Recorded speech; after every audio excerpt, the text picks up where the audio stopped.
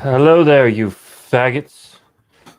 I am here with this asshole named Lord Captain Commander Faggot because he wants me to suffer through this. Luckily, this time I brought alcohol, so that'll be a lot better. Last time I checked, I was neither a bundle of sticks nor was a flaming homosexual. Damn.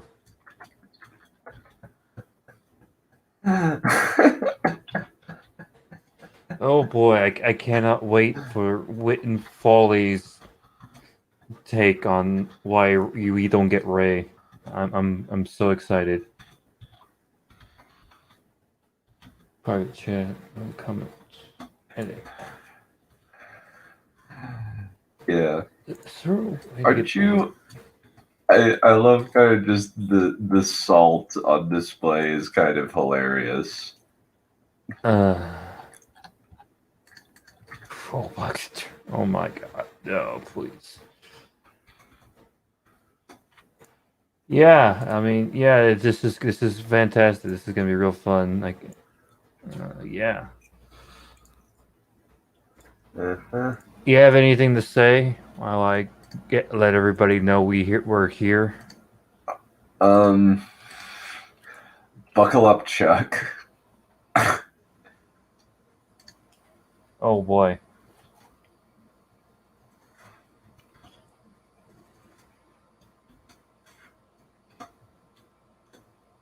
So that is gonna be it.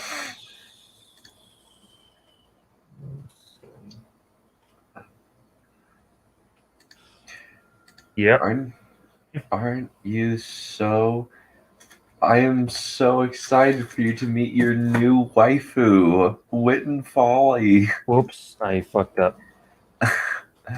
Well, I'm gonna be saying that a lot. Oh, I fucked up. I actually decided to actually go through with this fucking video. I can't believe. I honestly am so excited. I love finding extra. What the heck is this? Oh, you're gonna see. It's Oh yes. really interesting. It's basically an embryo cat lady, and it's an embryo cat lady who loves Joseph Campbell and wants to marry him. Oh boy, I can't. Yeah, yay. We have Talking anything about else? how Ray has an amazing journey. Oh, I'm so excited.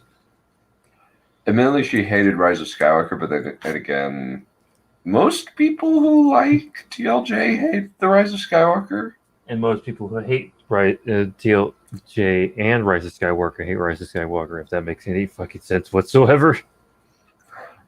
It's the film that unites all sides. Oh yeah, this podcast today is brought to you by a sadist called Dunn, and we are going to be looking at Wit and Folly's why Ray is actually why you don't actually get Ray. So buckle up, buttercups. We're in for a ride. Mm-hmm. And we're gonna start this shit. Yes, it's Ray. Yep. Oh yes, we're talking about the bestest ever. Though the weird thing is she's not going to get into any real plot mechanics. It's mostly going to be weird symbolism. Oh boy. I got my symbolism. Ugh. Right here. It's called Fireball Whiskey, Cinnamon Whiskey. That's my symbolism of I'm the only way I'm gonna get through this shit. Really? There's only 11 minutes. Yeah, we how many times have we covered like a 15-minute video in the last like 4 hours? Mm-hmm. Yeah, it's just gonna be me and Dunn because I think it'll be faster that way. Mm-hmm. Won't have too many talking heads overlapping each other. We could always watch the her Rise of Skywalker video, which is probably going to be like, or her Mandalorian video. Why I'm not going to watch the Mandalorian anymore? Oh boy. I mean, what? Well, I mean, I wouldn't want to watch the Mandalorian either. Who the fuck would? No. It's just a fucking video game plot for the most part. Not even a good video game plot. I I thought know. video game movies were a dead medium that doesn't work. Well, it's mostly because of incompetent idiots who don't get video game movies. Yeah. Because they treat video game movies like video games, not like in-universe stuff. Like, what was the last one they did? That was really Sonic. bad. Um. I've never seen Haunted Sonic. I'm gonna get another one.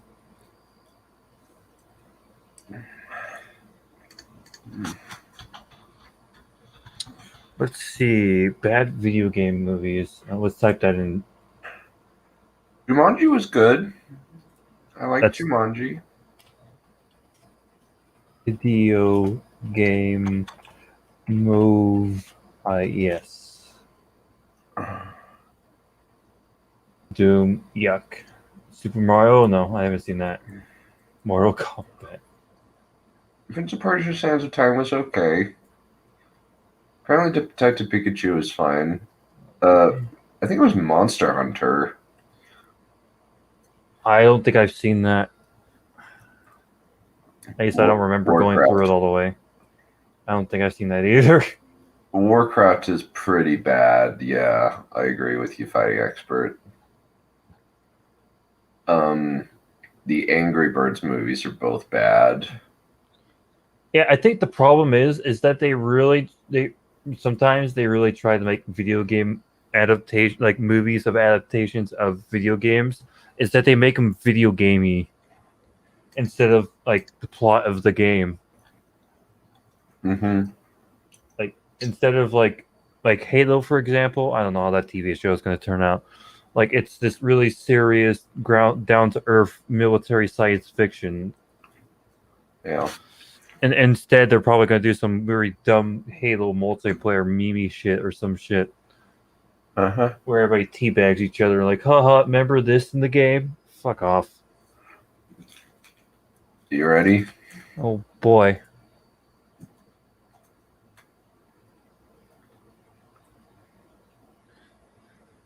Yeah, yeah, I'm ready.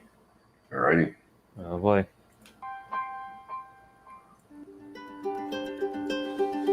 Oh yeah, we got the Uber feelings. Mm-hmm. We got to get the feely feels. Mm-hmm. No, oh, Rebecca wants to join. I'm like, no, it's just me and done today. I feel like because Mm-hmm. I mean we can bring you in after the video for like a brief chat. And kind of the thing is, unless you've seen the movie, it's going to be hard to commentate on it. Yeah. And other than general details, like Professor Geek gets away with it because he's going with from a moral perspective that you shouldn't deconstruct heroes and that we need more aspirational heroes rather than the splurge of cathartic motivational heroes that we have. And that's why he just says, I don't want to watch it. I will not watch The Mandalorian. I will not watch any of these movies. I won't watch WandaVision. I won't watch Falcon and Winter Soldier. I won't watch any of this garbage. And honestly, I it saves a heard. lot of money. Go Yeah, for it, Trey. it seems like. Oh, it seems like. Yeah, that seems like he's pretty on the money there. Yeah. He's probably saved himself a lot of money because he says, I will not do plot discussions. I'm just going to say it's bad and not watching. I mean, to be fair, I was able to watch Mandalorian because I had like a free year of Disney Plus for my Verizon phone. Uh, And after that, it's probably sailing the seven seas. So yeah. Honestly, the nice thing is we don't need new content. We can just either make content or we can look at old content. yeah, like the reason keep getting distracted because I keep making I'm making rebuttal videos to some really idiotic people. Mm-hmm. I'm making my second one. It should be maybe out by the end of the week, hopefully, if I actually sit down and actually finish it. Mm-hmm. Then I can maybe start branching off and doing something else. Yeah, and and for me, like the nice thing is there's a lot of content, old content, and I don't feel bad about like talking about the Transformers movies because the Transformers movies kind of are bad, but they don't feed into the woke kind of bad. They're just bad. Bad. Yeah, and also Transformers is a dead franchise. Yeah. Franchise like it died a long time ago. And it will never come back. And that's a good thing. It died with last night, and it's not coming back. Dang. Yeah. I mean, the videos I've been doing, it's like 7 minutes long or something. Because like the funny thing is, like the original video, the first one I did a response to, was like I don't know 10 minutes, but my response was shorter than the original video because the guy kept doing all these long ass pauses and just keeps repeating himself like 5 times over. So I was just able to cut all that bullshit out. Replica's film said something very, very amusing just now. Replica, you are incorrect. I mean, we should. Wrong. I mean, you should definitely rewatch them like with a more critical lens because holy shit, they're insufferable. I think the first one. I used to adore the first one, but now thinking about it critically is like holy shit. Why does Optimus Prime care about these people all of a sudden? Yeah, I will release the commentary on Rumble since Rumble doesn't have as many like monetization problems, and copyright stuff as YouTube does. Oh, not even in the action sense. The action is terrible. Well, the CGI in like the fighting bits are not terrible. It's the cinematography. It's so much shaky cam. It's like hard to keep track of anything. Or unnecessarily slow-mo. Oh yeah. Unnecessary slow-mo, like you're from the ground looking up rather than having a more objective view of the robot fights. And you can barely see it because the humans are in focus, and it's just frustrating. Mm-hmm. And also the dialogue is awful. Exploding properly and not boring. There aren't that many cheap. Hold on. We'll send them to link to the commentary. We can discuss it later. We're going to go on a massive tirade about Transformers and a TLJ video. Yeah, you would be very surprised. It's bad. It's really bad. There's barely anything good in Transformers Just 1. rewatch it and just note how much shaky cam they use. Always shaky cam. Like, holy shit. I feel like they're having an earthquake 24/7. Also, the cringy humor is prevalent throughout, and it only gets worse from number 1. Actually, no. Not even the action is solid. There's nothing good in the Transformers movies. All right, let's get back to it then.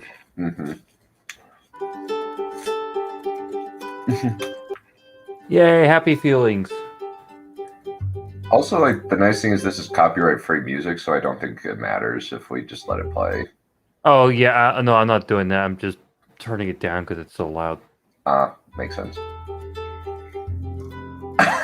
Oh my god, what the fuck was that?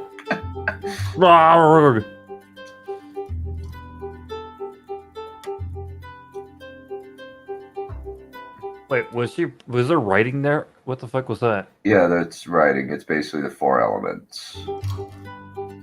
Oh my god, what are you doing? Four elements? Cringe.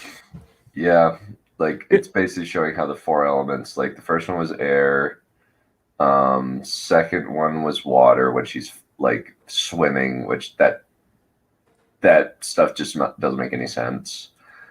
And fire was in the throne room, and now earth is when she's moving a bunch of rocks like she's Yoda or something. And also just Daisy Ridley cannot scream. Like, sorry babes, you can't scream like to save your life. I'm sorry, it just looks ridiculous. You want to know how I feel right now? Since I don't have the premium yet, I have to do it this way. I think you can do the clips for free now. They might have just updated it. Oh. Anyways, this is how I feel Uh-huh. after hearing that. Did I just see just wait fucking until- Ahsoka? Oh, okay, that's the next video. Yeah, just wait. Wait a minute. Wait a minute. Oh no. Who is this from? I don't know who that. I don't know what that is. Okay. Water. Fire. What? What are you really grabbing shit out of nowhere? Oh, just wait. We haven't gotten to the weird bits yet. Oh, hey, Don. I just want to remind you, these faces, these performances. Oh yeah, Ryan Johnson definitely has that problem, just as much as Dumb and Dumber. I think Rayverse is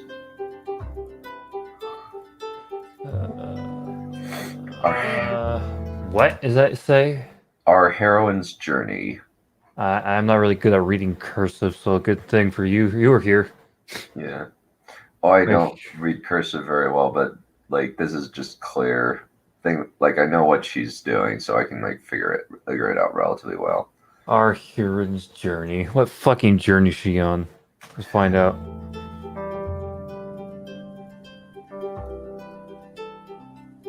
That's pretentious. I would agree with that actually. Yeah, that's not a bad. That's actually a good take. Yeah.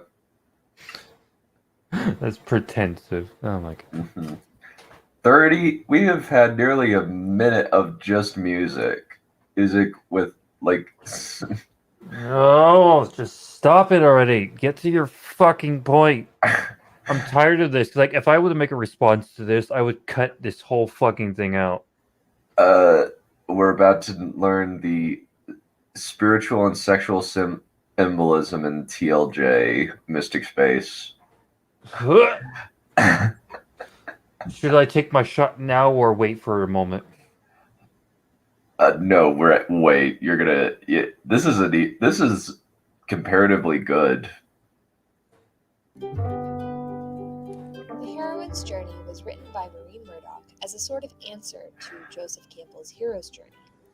Campbell believed that women did not need to take the hero's journey, that the woman simply needed to realize her own power. Okay, I already see a problem here with your editing. Your music is almost overlapping your voice. Turn it down a bit more. Stunned and unsatisfied with this response, Murdoch created a journey for the female hero. Murdoch? Hold on. Maureen Murdoch. She's the person who created the heroine's journey. Back up like 5 seconds. Maureen Murdoch, and look at the bottom. Women's Quest for Wellness at the bottom. Maureen Murdoch. I want to see that. Quest for whole. Yeah, you want to turn it up a little bit. People can't hear it. All right, fine. Just give me a sec. Doc.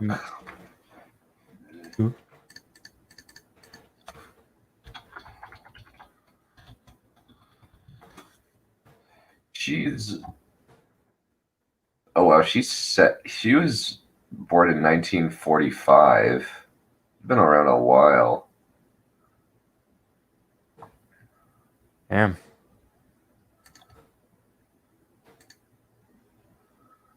Okay, let me interview those. Murdoch. Huh. This is a second wave feminist drivel. This is something else entirely. This is like psychedelic drug trip, Joseph Campbell fangirlisms. I was wondering if she was related to somebody because the name Murdoch comes into mind. Probably because that's the name of Daredevil. No. At least Murdoch was one of the officers. I'm thinking about the officer from one of the officers from the Titanic. Okay. Mr. Murdoch. Yeah, he's the one who didn't survive the sinking. Oh, okay. I was wondering if she was related to him. Mm-hmm. Yeah. 1 second. Let me grab something.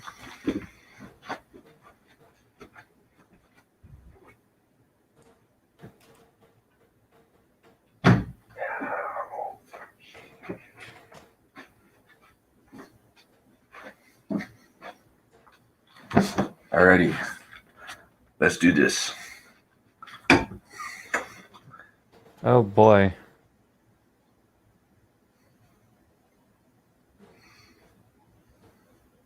Okay. Never mind. Nothing. Continue. As a sort of answer to Joseph Campbell's hero's journey. Campbell believed that women did not need to take the hero's journey. The woman So, simply needed right to... off, she's wrong. The hero's journey is about human experience. It can apply to anybody, regardless of gender or race. Let me hear that again. Believed that women did not need to take the hero's journey. That the woman simply needed to realize her own power. Oh, so this is what she's using to justify TLJ. Yeah. This is clear as day.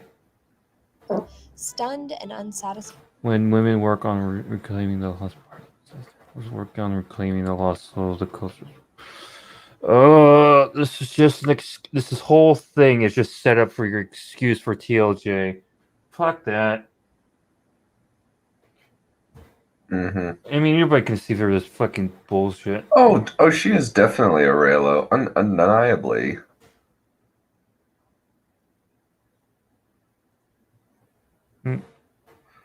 Mm-hmm. Yeah. No, because they're women's. They're different. They're completely different. Yeah. With this response, Murdoch created a journey for the female hero. Pause. Okay. Oh fuck! I can't even see that top part. Really bad editing on Wit and Folly's part. Yeah, I mean. Yeah.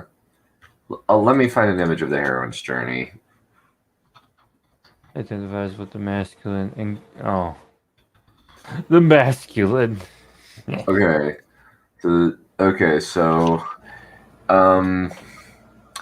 identifying. Okay, so separation from the feminine, identification with the masculine and gathering of allies, road of trials, meeting ogres and dragons, finding the boon of success, awakening to feelings of spiritual aridity, death, initiation and descent to the goddess, urgent yearning to reconnect with the feminine, healing the mother-daughter split, healing the wounded masculine, integration of the masculine and feminine.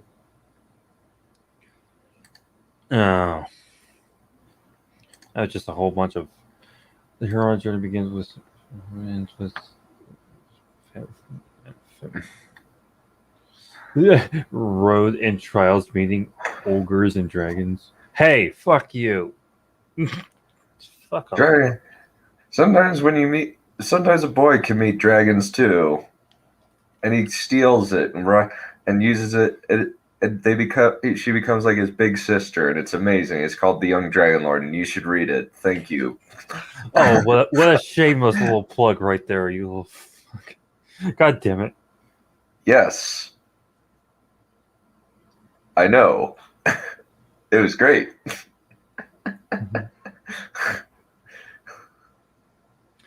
Awakening the feelings of special death. Goddess. Is that her inner Mary Sue right here? Undoubtedly. Okay. I'm not gonna, if I think about this too hard, my brain's probably gonna explode. Echoed the hero's journey. Oh, now I can. Okay, now I can't see it.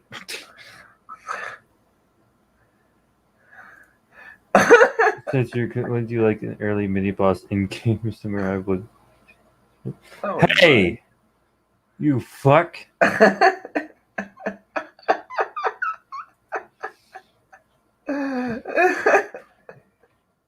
Oh man.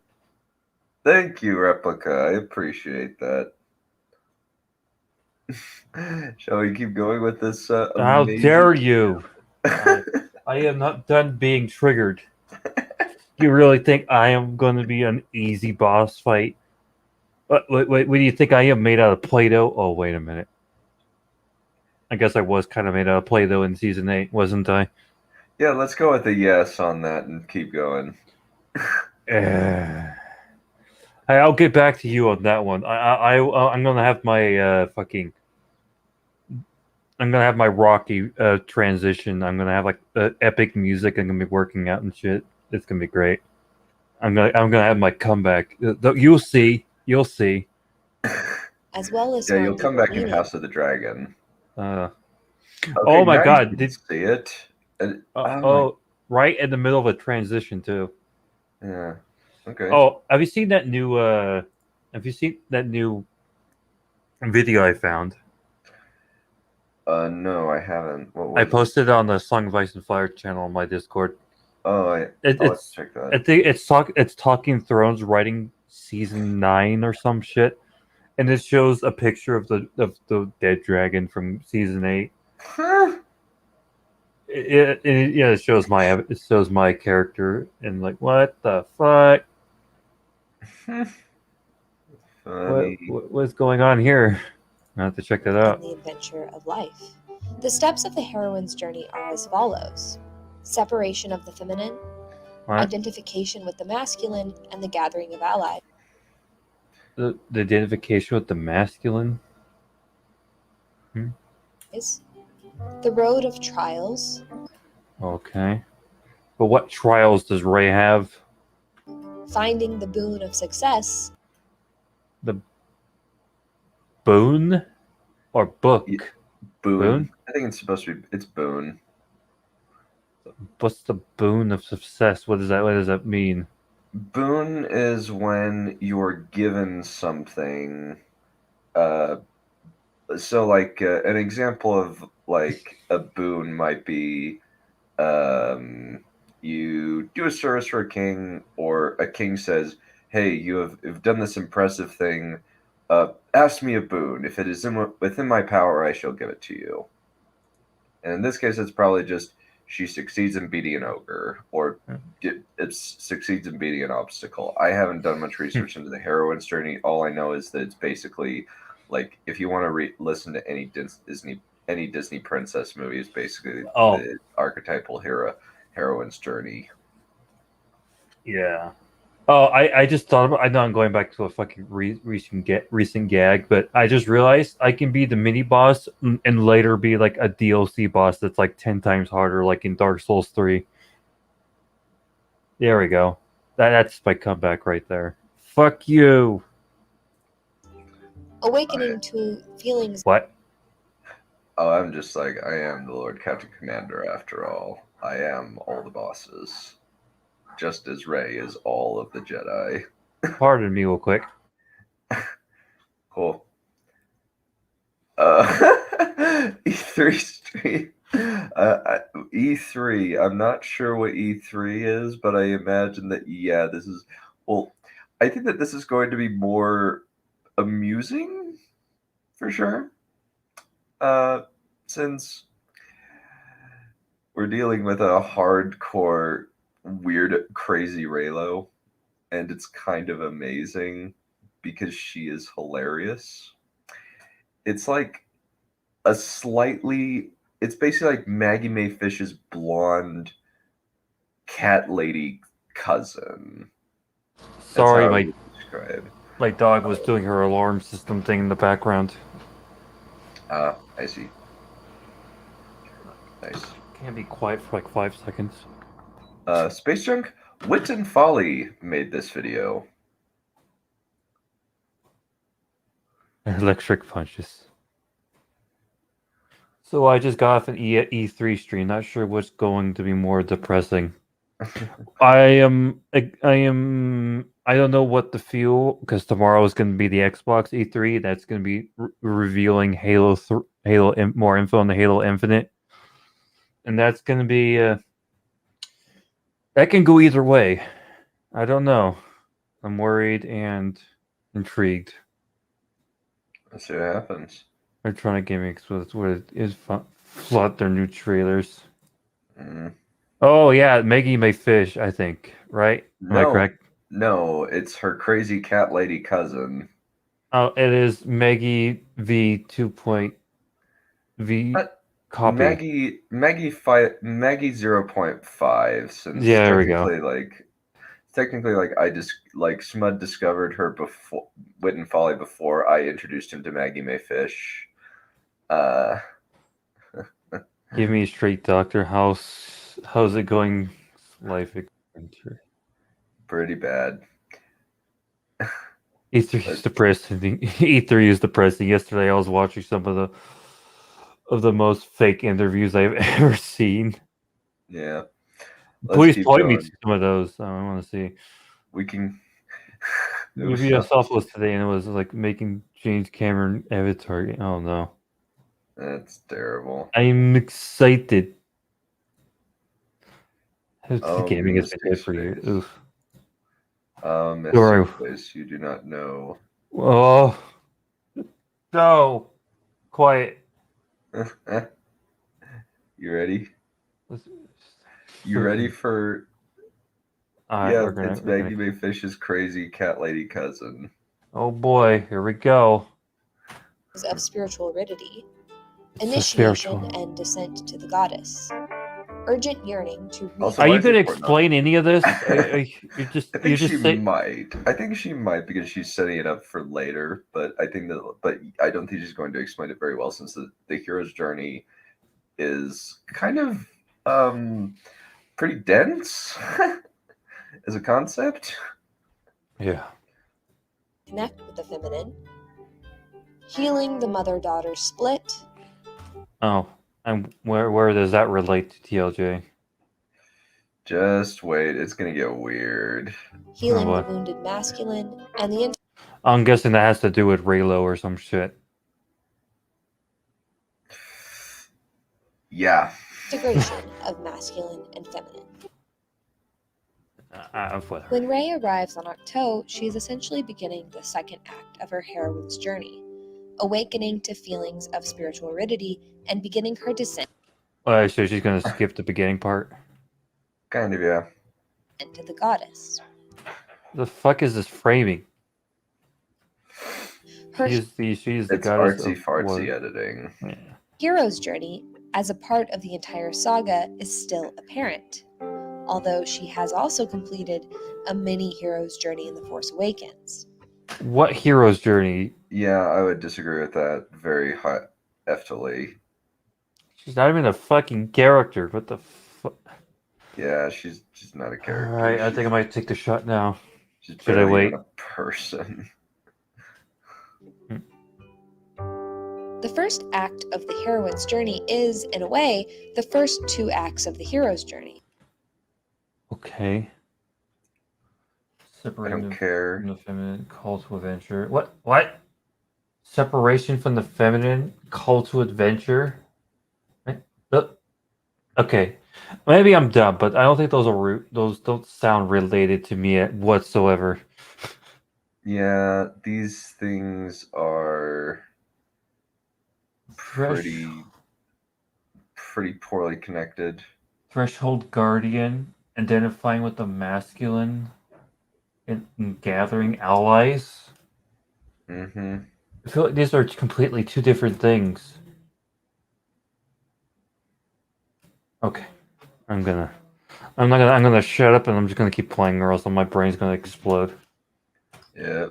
The heroine's journey provides what the hero's journey lacks, namely inner fulfillment and connections to other characters in the story. What? Inner fulfillment plus. Inner fulfillment. Can you elaborate on these things? I'm having a hard time connecting this stuff. I don't know if she will. The idea that these two journeys can fit together is not a new one. A good hero should experience a significant inner struggle as well. Oh yeah, because Ray definitely has so much of a struggle. That just reminds me of Rise of Skywalker. She had such a struggle. Mm-hmm. I'm trying to pull back on Rise of Skywalker, but I can't remember much about it. Well as an outer one. Male heroes tend to experience the latter in greater numbers, but female characters tend to feel more real if their path is reminiscent of the heroine's journey. Feminine tend to feel more real. What? How would? Okay, let's back this shit up real quick. Struggle as well as an outer one. Male heroes tend to experience the latter in greater numbers, but female characters tend to feel I need to go back further. The idea that these two journeys can fit together is not a new one. A good hero should experience a significant inner struggle as well as an outer one. Mm-hmm. Male heroes tend to experience the latter in greater numbers, but female characters tend to feel more real if their path is reminiscent of the heroine's journey. What? Okay, I had to rewatch that like twice. What? Because guys deal with more outer struggles, they are not as real as women's inner struggle. Well, women tend to feel more real when they follow the heroine's journey. It's kind of that idea that you need to have kind of the understanding of the heroine or hero's journey in order to get it. But the heroine's journey is honestly like, seems like it's a bunch of BS, really.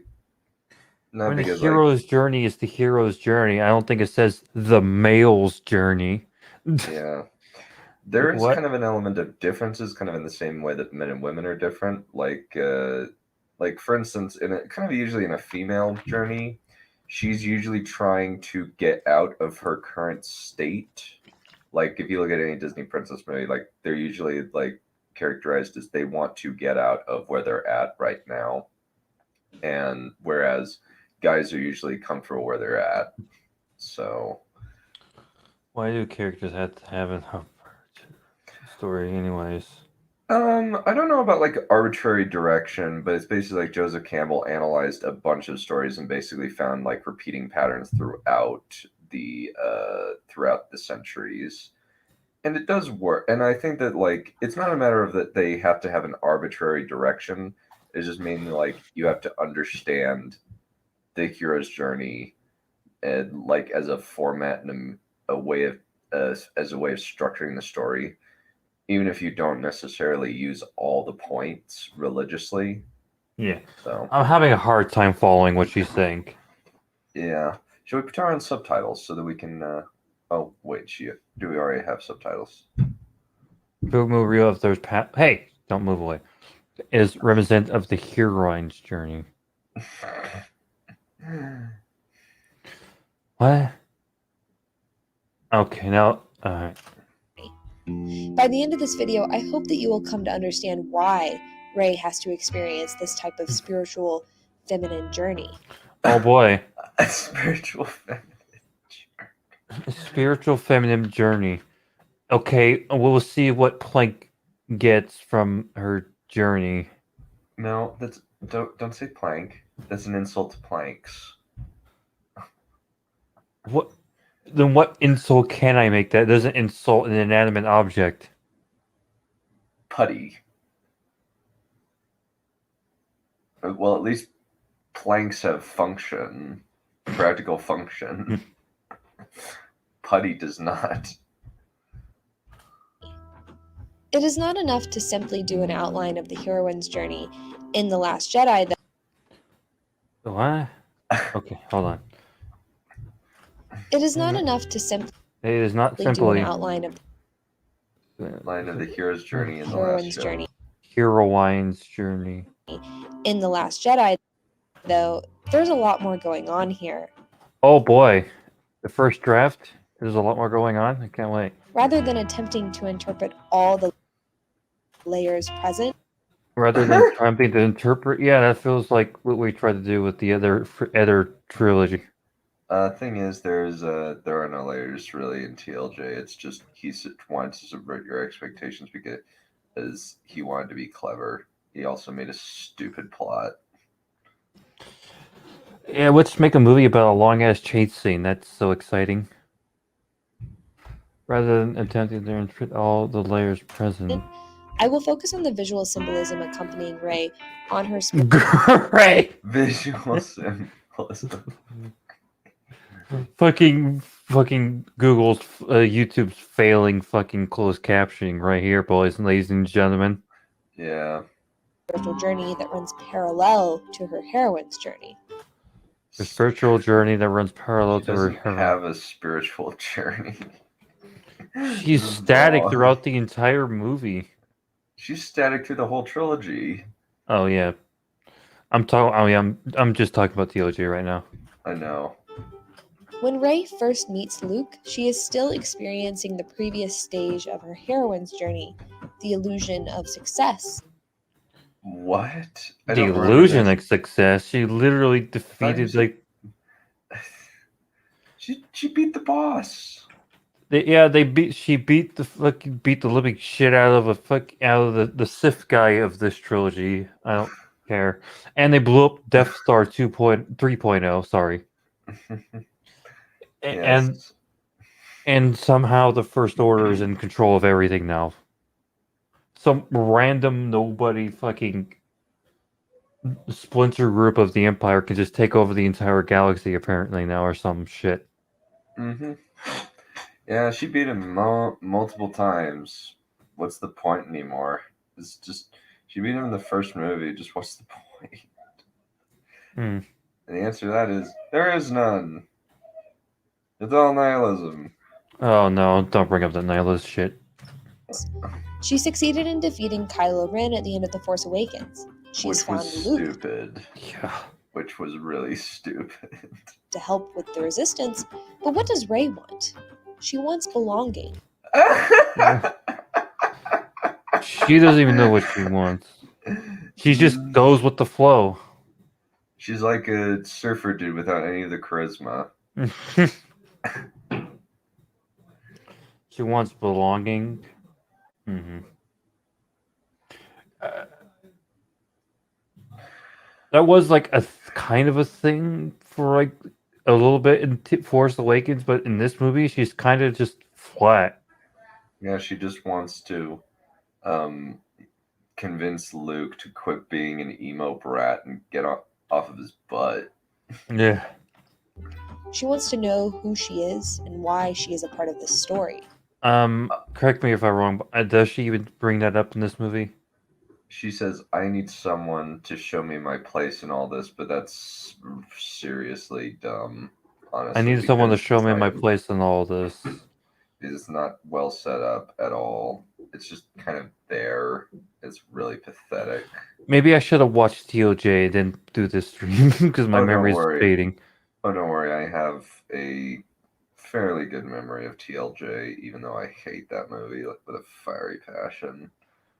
Yeah, I can't wait to do the sequels. Oh boy. Yeah. I need someone to show me my place. I like how her music is almost overpowering Ray's voice. Yeah, Witten Follies, Witten Follies editing is not her strongest suit. Like, kind of very few things are her strongest suit, to be perfectly honest. Like how do I have better editing? Like I only made like one response video ever, and that was like my first ever video. Yeah, you can probably hear what I'm saying more clearly, right? Mm-hmm. Yep. Do this. She knows in her heart that she is nobody, but doesn't want to admit that to herself. Where are you getting it from? Yeah. Also, like, why does it matter? Like, we knew that she was nobody from the first movie. It was just that they drew attention to it in TLJ and Force Awakens. It seemed like it was fairly obvious that she was nobody. And Yeah, nobody was asking questions about Anakin's fucking father, right? no, because it was clearly established that he was a virgin birth, and I think that was a very just George Lucas doing the hero's journey slavishly without really understanding that part of the hero's journey doesn't work anymore. All right, let's not go into that. We're gonna have Replica Yeah. getting triggered over here. We'll keep going. When Luke milks the sea cow, the camera clearly focuses on the teat. Rey looks away in What? disgust. She's uncomfortable. Oh, taking a shot.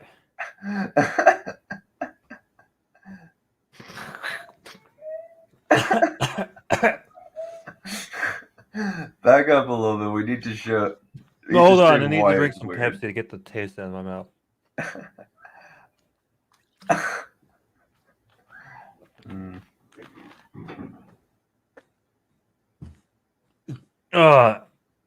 God damn! I'm never gonna get used to this taste. To admit that to herself. When Luke milks the sea cow, the camera clearly focuses on the teat. I like how her voice is just very robotic. Like when the when the camera when Luke milks the sea cow, the camera clearly focuses on the teat ray. Mm-hmm. Ray looks away in disgust. She is uncomfortable with the female anatomy. She looks like she sounds like she's reading up a script. She probably is, but also funny thing, she says she's uncomfortable with the female anatomy. She's not accepting of That's not the point. It was really Oh, okay. Side. No, fuck that. Back up, please. You need to see this. It's funny. She is uncomfortable with the female anatomy. She is not accepting of this side of her sexuality. In the This previous side of film, her she fully embraced her sexuality. masculine. She's a Now you're just digging into things. Now you're just finding meaning in shit that doesn't even exist. Indeed. Aren't you so happy I brought you two together on this blind date? A blind date in hell. Which is worse, her or Maggie? But I didn't even bring my chainsaw. Who's worse, her or Maggie is my question. I mean, we haven't gotten that far yet. Yeah, true. Let's see. Tapping into the dark side, defeating Kylo. Embraced her masculine. Tapping into the dark side, defeating Kylo? What the fuck? That was never explained. What the fuck happened? And kind of like weirdos like School of Movies kind of say, no, she was tapping into the righteous anger of the light side like Luke did when he was fighting Vader. And it's just... You know, Luke is doing the suck tells us so much about the female condition in post-colonial patriarchy. Yeah. This is, and because she's uncomfortable looking at the space cow tits, she's uncomfortable with her female sexuality. What? Why does people have to dig into shit that don't exist to defend this movie? Because there is no other way to defend this stupid movie. We have to assume things. We have to like draw things where none exist. So this initial look, although also a silly gag, is a deliberate visual of Rey. No, it's not. It's just a stupid gag. That's all it ever was. Yeah. Deliberate visual of Rey. It was just, oh, gross. He's milking a sea cow. Gross. Reluctant to face her female sexuality. No! Reluctant to... Why? You are just reading way too much into things. I know. Isn't this beautiful? This is a work of... This is art. This is true art. Yeah, this is art to be this stupid. Let me read like 15 billion times into every little fucking pixel on the screen. Mm-hmm. You see, the sea cow is looking at her right now. It probably wants to fuck her. There we go. See, I'm reading way too much into it. I look, side me up. I can be the fucking king of this shit. Fuck you. Let's keep going. Not long after, Rey is called by the tree. Called by the tree? Fucking called by a tree. I don't know. I find that amusing. Yeah, oh, just wait. So begins her descent. Her descent. Mm-hmm. You fucking kidding me? Her descent to what? There are 4 clear visuals in this movie that represent air, water, fire, and earth. Boring. The tree contains higher knowledge. It is cast in fog. Its limbs are twisted and raised. Wah wah wah wah wah wah wah wah wah wah wah. Through it. Wah The wah. tree represents air. It is the whole. You ever seen British Potatoes videos? Not many of them, no. I think most of these meme videos. Have you seen the? Have you heard this background music where it's just wah wah wah wah wah wah wah wah wah wah? That's what I'm hearing right now.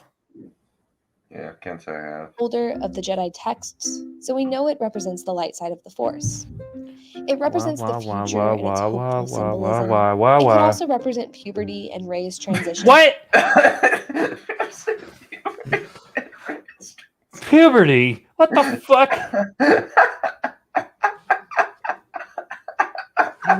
What the fuck is this?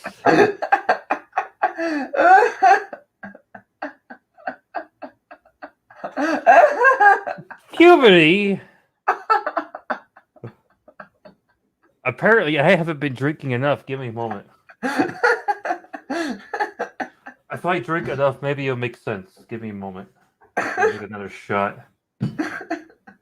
I'm gonna be like fucking woozy by the end of this. I'm gonna be so fucking dizzy. I'm not gonna be able to find the fucking fucking get off the stream button. Yep, just wait. It gets better. Just let me take another tiny shot, and I'll be with you in a second. You know, I bought this bottle of whiskey for recording purposes, so it can help me record better because I tend to do better when I have a little alcohol. Okay.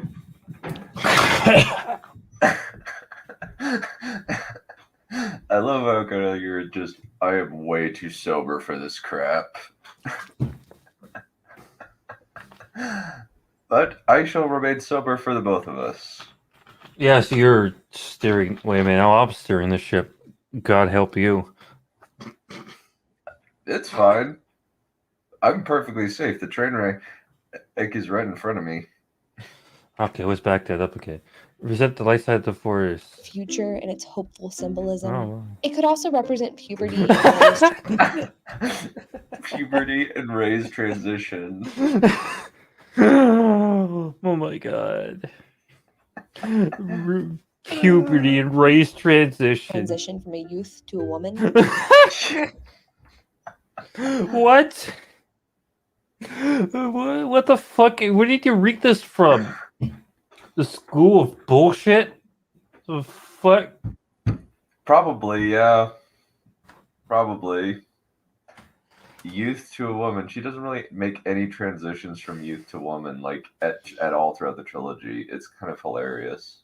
Yeah, she's just a cardboard box. She's just a piece of cardboard the whole fucking time with a fucking stupid expression with her mouth open the whole fucking time. Mm-hmm. The entrance to the tree is shaped like a female. No! No! No! No, this cannot be a coincidence. We did not just talk about this shit in episode 2. No! Fuck this. Wow. Oregon representing. Wow. Viva Oregon representing. Wow. Yeah, welcome to the You know what? I think I need a third shot. Fuck that. Welcome She to walks the... into a tree, and that represents female reproductive organs. What the fuck did I just sign myself up for? You're welcome. I am welcome in destroying my brain cells with my stomach with alcohol. That's what I'm welcome. Indeed. Bottoms up. Aren't you so happy? I am so happy. Oh boy. Such a oh my. Yeah. Yeah. Just welcome. We had the arena of vaginas and Attack the Clones, and now we have the tree of vaginas. Oh, wah. Let her play. Like let her hang herself a little bit. It's fine. This is all your fault. I Shut know. up. I know it's my fault, but shut up. I need someone to blame. Besides me.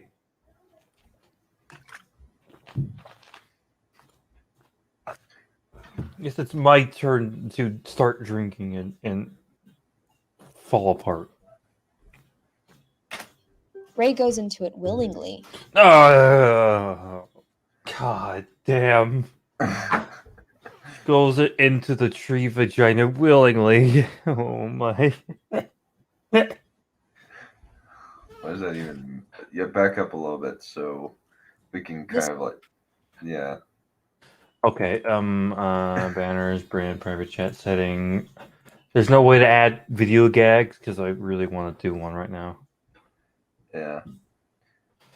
Wah. That's me right now. Puberty and Ray's transition from a youth to a woman. The entrance to the tree is shaped like a female organ, representing birth. Ray goes into it willingly. Oh! This can be interpreted as Ray. All you're doing is interpreting shit really weirdly. You're fucking creepy as fuck. No one wants to date your ass. Yeah. Commit because and live. Yeah, because she's Symbolically kind of seeing a a part crazy cat lady. Her future children.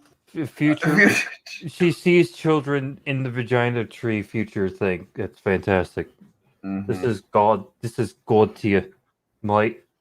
Yeah, she is just making up nonsense. Yes. Yeah.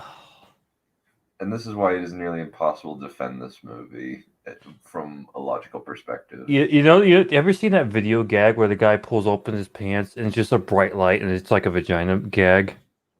Yes, the Mighty Boosh. Yeah. Yeah, No, that's what I'm seeing right now. Yeah. And I'm up it's in that vagina. Future Jedi. Ray claims inside of the tree that she is from nowhere. she has nothing in the vagina tree. Get the fuck out of the vagina tree, you piece of shit. Yeah. Nowhere. No one's from nowhere. Jakku. All right, that is pretty much nowhere. Again, Ray is searching for belonging, and in this place feels closer than ever to an answer. I was like, How? that was like the only bit. I think that was like the only bit like almost got a chuckle from. Yeah. Most of the other humor in this movie is awful. Like, Yes. even though the Yo Mama joke is like the pinnacle of bad. Yes, like, someone is trying to bad- defend Ray. Yeah. And every time she does something stupid, I just drink a little bit more alcohol and I get a little bit more woozy Mhm. because this person is so painful to Mhm. listen to. Well, at least she's not Maggie. Fuck you too. Whore. Go fuck yourself. At last I checked, I'm still a virgin, so that definition is inaccurate. But thank you for assuming that I I can make you not a virgin anymore. I will come to your house and rape you. Bring it, I'll cut your dick off. Oh wait, never mind. It got sheared off when I died. Remember when I crash landed into that frozen lake? God damn it! If only I didn't look at Drogon too hard. Yeah. So Drogon's a hermaphrodite. Ain't we all? Yeah. Ain't my species all? I think The so. answer Yeah. is inside of her. Okay, that was kind of gross. He was closer than ever, and answer is inside of her. After an emotional exchange with Kylo Ren, Rey goes an emotional exchange with Kylo Ren. Please refresh my memory. I don't think that's the case. No, it's not. It's just her like. Yeah, after... it was just them bantering a bit, wasn't it? So I think that kind of the like he's like kill it if you have to, as I recall. Kill the tree vagina if you have to. Or kill a vagina dentata in Transformers 4. That's an actual thing. No, she gets triggered and goes to not Camino. What is that desert planet from episode 2 again? Geonosis, and then starts chopping off all the vagina bits in the Colosseum. There's a vagina dentata in Transformers 4 that I'm excited to get to. They are above. Yes, we all actively participate in giant sex scenes. Shut up, bitch. Yeah, I know.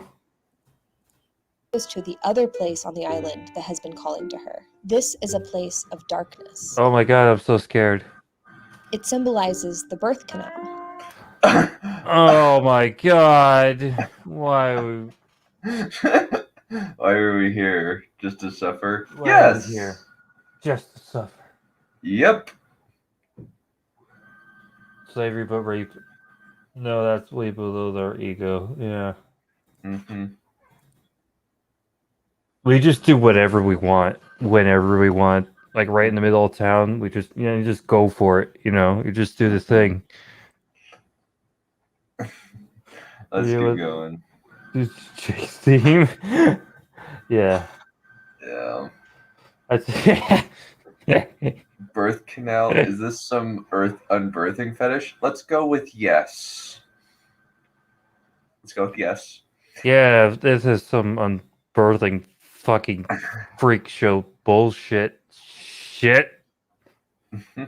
Going here explicitly to ask of her parents, Ray falls She through. falls into the butthole. Yeah, she kind of does. Yeah, that's not inaccurate. Yeah, I think She's pretty really. accurate. I guess you could say she's a really shitty person. No, she's Ray. She's utterly flawless and perfect. She's like Captain Marvel.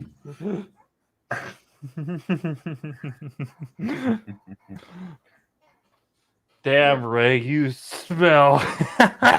Yeah, Oh, I'm fucking terrible. we know, but we love you anyway. Like just like they love me, and I'm honestly more of a terrible person than you. On the scale of, like, I think you said one time, I have a dirty mind, not as dirty as done though. Yeah, but maybe I can eclipse it because I've been hanging out with British Potato too much, and if you watch his kind of humor, I think I'm getting there. Like I have already done a 9/11 GIF already once, and I'm probably gonna do it again for my next video. Oh. And if anybody ever says to stop doing it, I will highlight that comment and do a montage of more dark humor jokes. Don't you fucking tempt me. I will do it. Oh, I just think that would be hilarious. It'd be like me occasionally checking on the Confused Matthew Lion King review and just looking at the salt there. And it's just so funny to see. Should we keep going? Yes. Through it and into the water. Into the shit. Into the butthole. sewage. Into the sewage. Into the sewage. Oh look! Here, Ray is There's returning even to the womb. Oh look! This There's even a Oh, dead dragon head I'm so returning triggered. returning to the womb. She fell so far into the asshole she reached the room. How is that even possible? Replica Films is getting triggered by the mention of Confused Matthew. That's really funny, actually. Woo, Yeah, Matthew. Confused is- Matthew is an idiot. Well, he's confused. That makes sense. No. Though, for whatever reason, we don't get that much salt on the No Country for Old Men one as much as for the Lion King one. That, though, honestly, like the No Country for Old Men is worse. Yeah, it is an unbirthing fetish. place is Yeah. What the fuck? Get the back on the full screen. water and darkness. It is also the past. The water and the dark. It is also the past. The cave gives Ray an answer that brings her to her lowest emotional point. I don't know. She kind of has that stare a lot. Yeah. Oh no, I'm Yeah, feeling she I'm kinda feeling does. blank right now. This is my lowest point. Also, I have this low point a lot of the times. Yeah, kind of.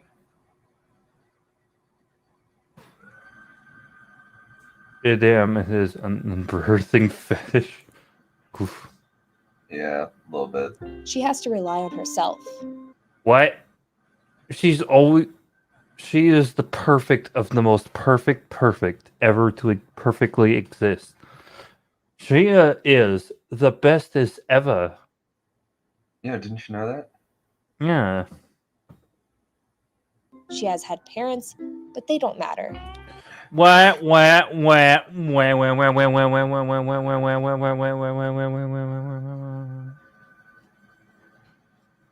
That didn't age well. I aged No, like it did fucking not. milk.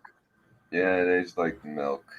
Take your fucking shitty video and shove it up your dumb fucking ass, you dumb whore. Fuck you, I'm feeling really woozy right now. I'm just letting myself loose like a fucking cannon. Fuck you. The other image looks to be Kylo Ren. I think I might have taken too many shots at once. Perhaps. Doesn't matter. Image looks like Kylo, but oh great. But it's not Yeah. explicit to Rey. It's not explicit to Rey. Let me look at that. Let me look at that again. It's not clear to Ray. The other image looks to be Kylo Ren. What? It doesn't. How would you say that's Kylo Ren? Yeah. This looks like a very, fit. very ambiguous. Yeah.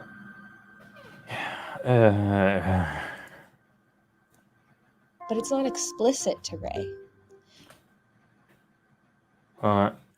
What's going on here? She has no emotions. Yeah, exactly. She has no fucking emotions. She's just a fucking Yeah. plank. Just staring blankly with her mouth open the whole fucking trilogy. Don't be racist against planks. At least planks have a function and function. Fuck planks in the bat and they're fucking wooden assholes. They're like a distant cousin to rocks, so fuck them too. Don't take she serious, laddie. Fuck you. Oh no, he is very serious. He is seriously angry. A very nice evil, and that is a very that's a contradiction right there. Well, come on. You know that you want to have a threesome with Wit and Folly and Maggie May Fish. You just are just in I guess denial. physically, but not mentally. And then I'll dump them in a lake, in a dirty river like Arya. But this time maybe they'll just survive because they're like Mary Sue's or some shit. Damn it! We sucked all the air out. Most tears. Mm-hmm. Yeah. Yep. Let's keep going. She No. weeps at the foot of her reflection. She weeps at the foot of her reflection. Yeah, this is Rey's weeping right here. This is pretty much her everything face. Yeah, the good general. Marisu. No, only physical. Mental, fuck that. Yeah, it would be supremely amusing to see I want to film that. That would be hilarious. Just some giant fucking dragon fucking some really tiny women, like regular sized human women. Like, oh my god. Look, you've seen Vlad the Impaler? I just have that in mind right now. Possibly, yeah. Hey, I can get dirty too. Oh, my friend, you sweet summer child. I can talk about over penetration. Indeed. You just need to. Oh my god. Oh, do you really want to test me? Because I can get way worse.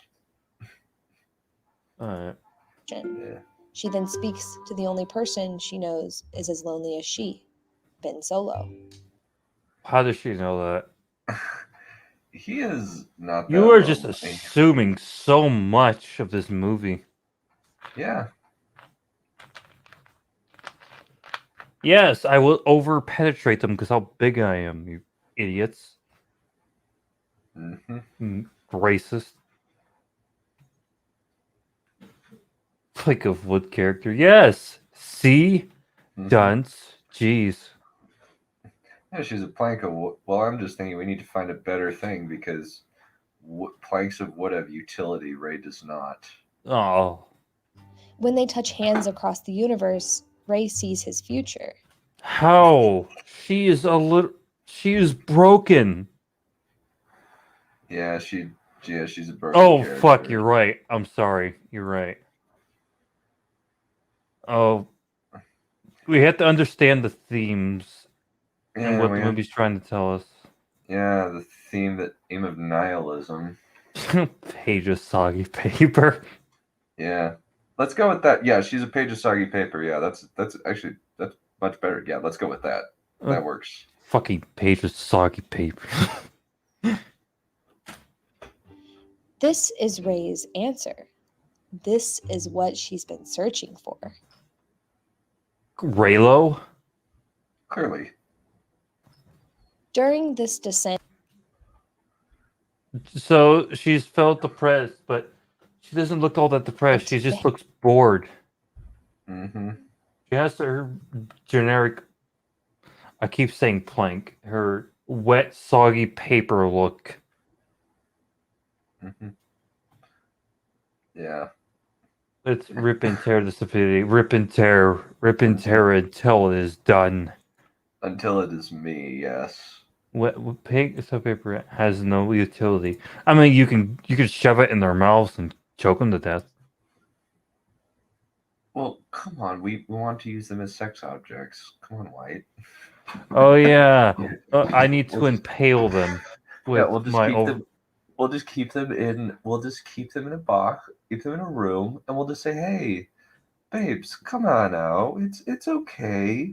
You can like have a. We can have a good time. You just need to not. We say could have a anything good rotting stupid." ceremony.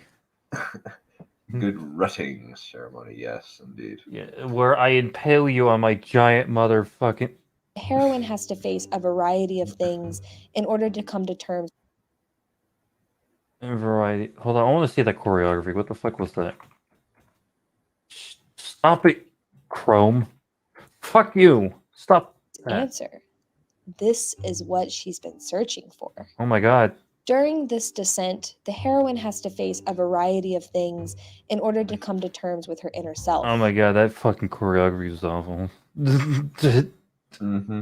What's Everything spin? about this, very little about this movie is good. Most of it's Oh, Mark yeah. Hamill's performance.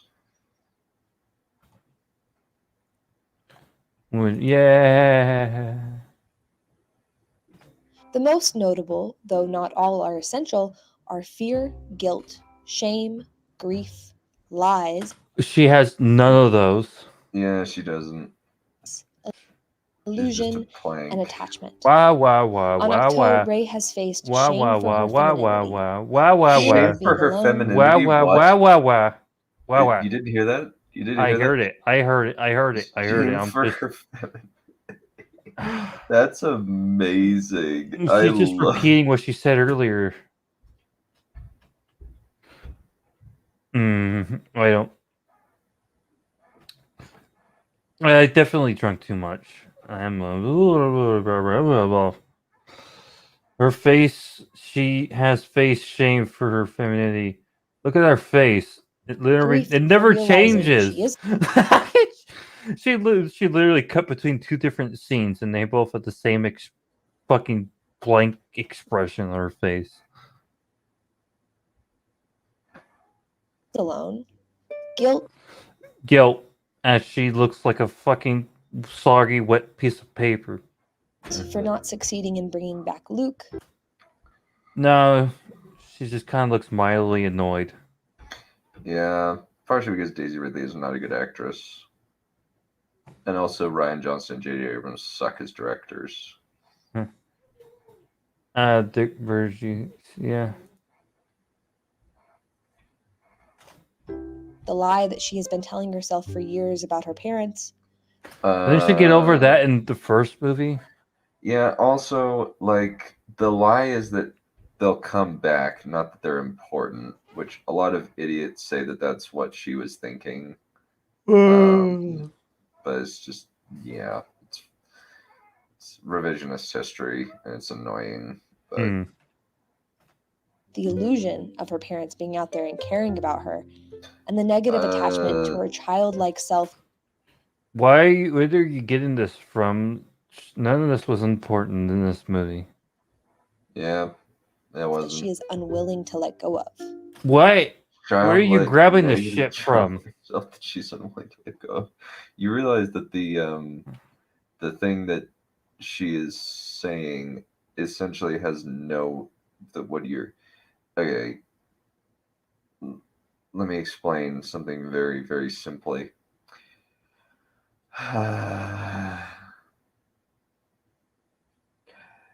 There is nothing in this movie. Most of this movie is just terrible BS that has no meaning at all. It's just a nihilistic subversion train. Yeah. At least we're halfway through pretty quickly. Yeah. She receives answers from both the light and the dark, but they are not ones that she understands, nor is she ready to understand them. No, because it's At just a the bunch end of blank bullshit. It's meaningless. Yep, I agree with that. Let's keep going. The descent, Ray lets go of a part of her masculine and literally reaches out to Part Ben. of her Her masculine. masculine. The fuck you getting this from? We are reading so much into this. It's like she should have like a tinfoil hat on her head for all the fucking theorizing shit. She probably does. She needs to be like a Game of Thrones season 8 theorist video person. Yeah. Okay. What would you prefer this over the real TLJ? I think this is more entertaining than TLJ, to be perfectly honest, because it's more insane. With compassion. In this moment, she begins to embrace her feminine. And when she sees a future with Ben, she does not look away in disgust. She immediately goes to him. This brings us to the second part of the descent. This is breathing space for our heroine. She has discovered a part of what she was searching for, but this won't last long. The fuck, you just standing there creepily? Mm-hmm. Like he knows she's gonna be there somehow. Oh wait, plot. The throne room is our third symbolic place, specifically when Ben and Ray begin to fight the Praetorian Guard. Oh boy, I'm gonna watch this scene now. Apparently, yes. The room itself is round. Oh great, we are literally stretching this shit. We're literally digging into the ground with our fucking flathead shovels and hitting fucking rock, aren't we? Yeah. Symbolic room. But this one... Another symbolic It's the symbolic room. room. No, she says room? No, she said symbolic womb. The room it's just the subtitle screwed up. Another symbolic room. What? Another symbolic womb. What is this with your obsession with wombs? Okay, I should not take 3 shots in quick successions. Jesus Christ.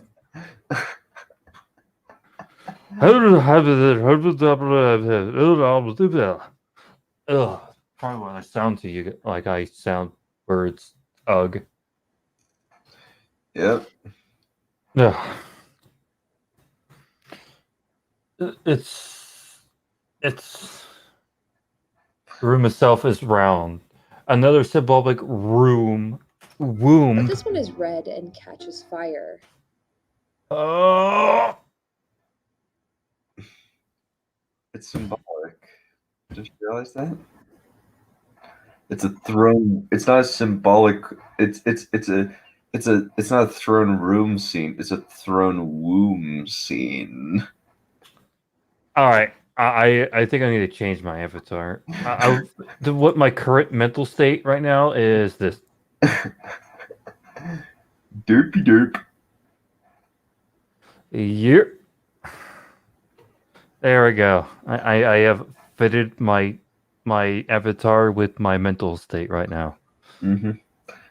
Symbolic womb, but this one is red and catches fire because I am a fucking weirdo who likes to just pull shit out of my fucking asshole, and then Ray falls out and smells like shit for some reason. Oh yeah. White, stop drinking, please. That's funny. Shut up. I have to watch a TLJ video about a woman just grabbing shit out of nowhere. Fuck you. You're not the one hosting a video about this shit. It's the first blood, intercourse, a sexual First awakening. Intercourse.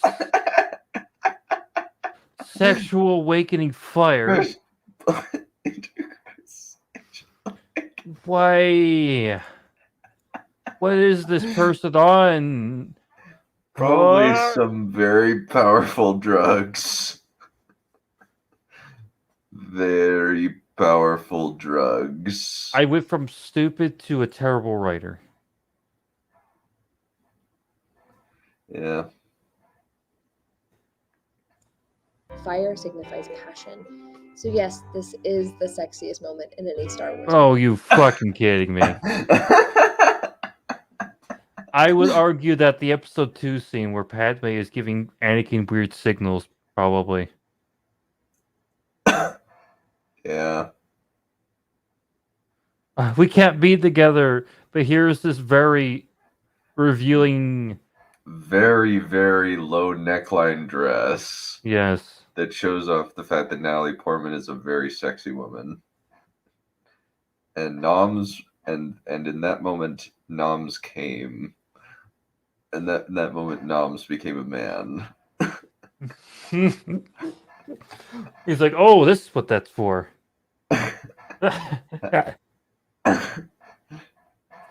Oh boy. I'm going to get some trouble if he ever watches this video.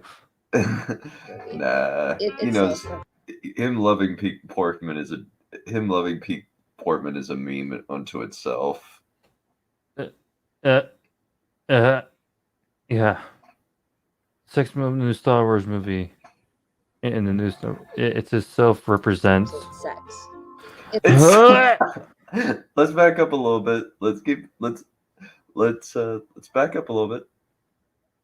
Yeah, let's watch this again. The room itself is round, another symbolic wound. But this one is red and catches fire. This represents the first blood, intercourse, a sexual awakening. Oh, you gotta be Fire kidding me. signifies passion. So yes, this is the sexiest moment in any Star Wars movie. Oh my It god. itself represents sex. You are It is insufferable. So this moment represents sex. She has how many subscribers? What? She has. You have 15K. And look at my puny ass channel. How the fuck do I not have this many subscribers if it's this fucking easy? All I have to do is just spew bullshit all on the fucking. I could just throw diarrhea shit over the screen and just call it a fucking video and be like, "Oh, I'm so fucking popular." Oh. Oh my god. This is probably not the worst to come. There's probably like on the Amazon Lord of the Rings series, there's gonna be some really insane feminist bullshitters who are gonna defend that bullshit. Probably, yeah. Yeah. Fuck that. Fuck that bullshit. Fuck this whole fucking Hollywood shit. And fuck you for your terrible video. Fuck you. I was about to comment on this, but I probably just going to delete it in 5 seconds anyways. It's the present. It also depicts the present. Depicts the present. What a useless armor anyways. At this moment, Rey and Ben are the balance in the Force. It's not even all that Rey- consistent because like the armor Rey they is the deflect. Balance. Raise the balance of the Force. That's bullcrap. Rey is the balance Rey of the and Ben. Force. At this moment, Rey and Ben are the balance of the Force. That's so stupid. I will ban you for ever referencing Fortnite, you fuck. Piece of shit. So, here's also the thing. There's also Palpatine in it, as in Fortnite.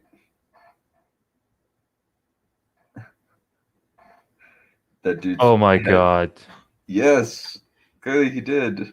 Obviously. Oh boy. He was given the Kylo was giving him some head. Clearly. Force. Here, Rey allows the Force to begin to use her. After the Oh struggle no. of the saber, Oh no, you can take that into a very dirty way. Mhm. The Force has begun to use her. Law and Orders of fucking intro plays. the novelization details Rey's thoughts. Rey had learned that The Force was not her instrument, but the fact it was the other way. Oh my. Oh my. Oh my. Probably knowing her fucking brain, they probably thinks like the Force is raping Rey or some crazy shit like that.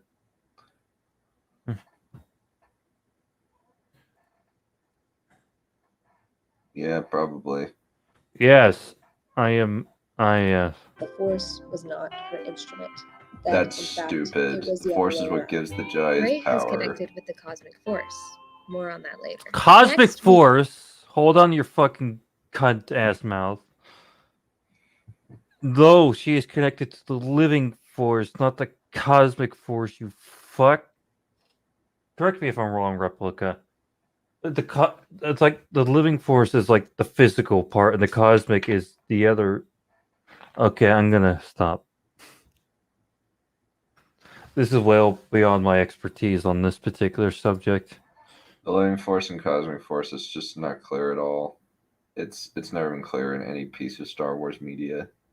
Yeah, I was gonna go into it a bit, but then I'm like, I'm not clear on this at all. we have Crate. On Crate, there are We have a crayon crate.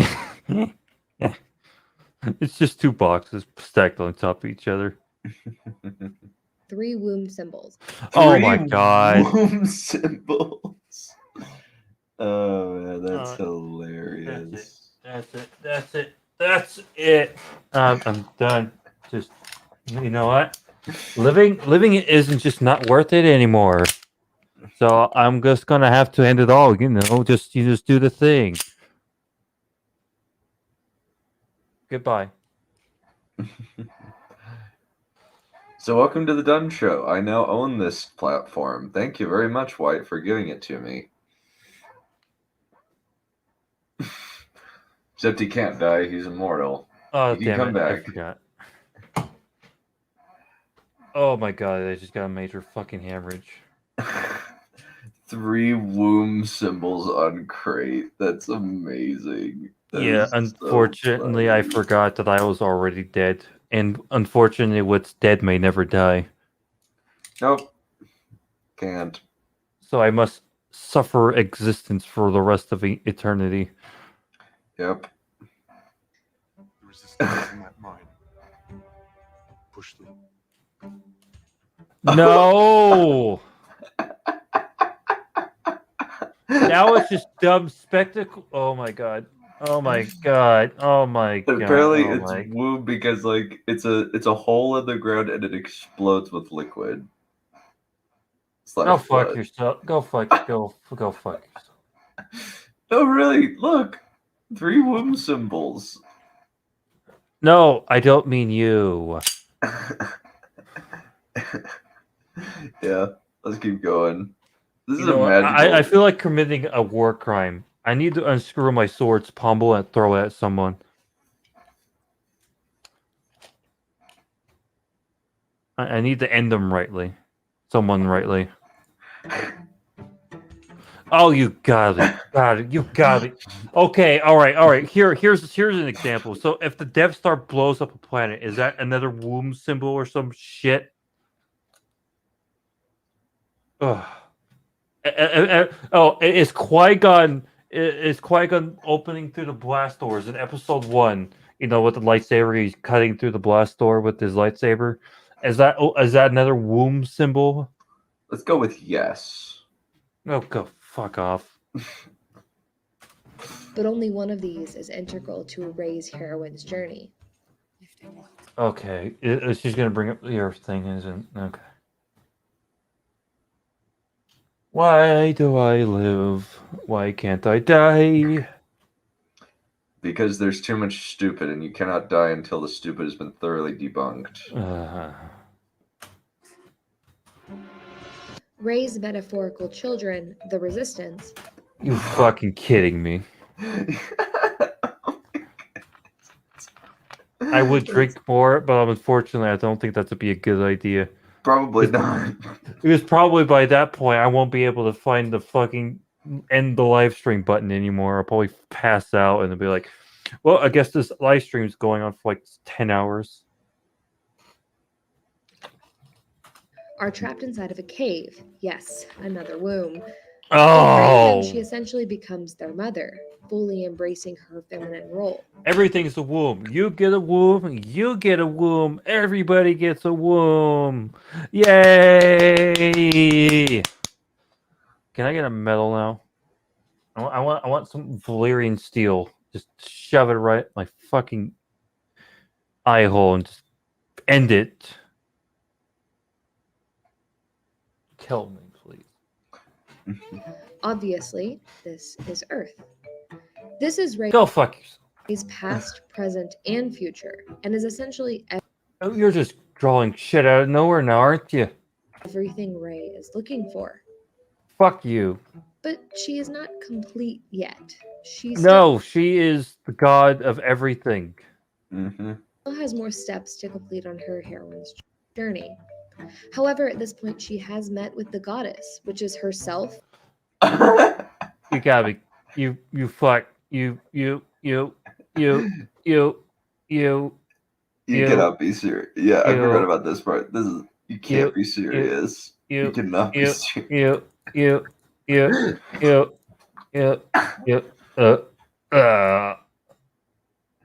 Oh my gosh. Aren't you so Honk, happy? honk. Aren't you just so happy? This movie's amazing. This movie's amazing. This movie's great. Apparently. Yeah, she is the god. You are like 100% on the money there, ma'am, for once, in your fucking miserable existence. Clearly. She is literally the fucking administrator of this universe at this point. She can Yeah. literally do everything. Yeah. She We're can almost even done, though. save the ones she loves from dying. Yep. And the best part is, we're nearly done with this. How do you learn this power? Not from a good writer. Nope. Oh, fuck. What the fuck? What the fuck? Okay. We're at about 9:20, I think. That the father is the embodiment No. Oh, heroine's back. Oh, you journey gotta be as kidding me. You follows. fucking YouTube Separation piece of of the shit. feminine, Wait, oh no. identification He's and gonna the bring it. cosmic force. Back to the Yeah, right journey. there. However, at this point, she has met with the goddess, which is herself and the cosmic force. Back to the force. There are two parts of the force, the cosmic force and the living force. The Mortis arc shows us that the father is the embodiment. Now we're just pulling out outside material. Yep. Even though Living the Clone Wars is not very good. I never has a seen it. lot- And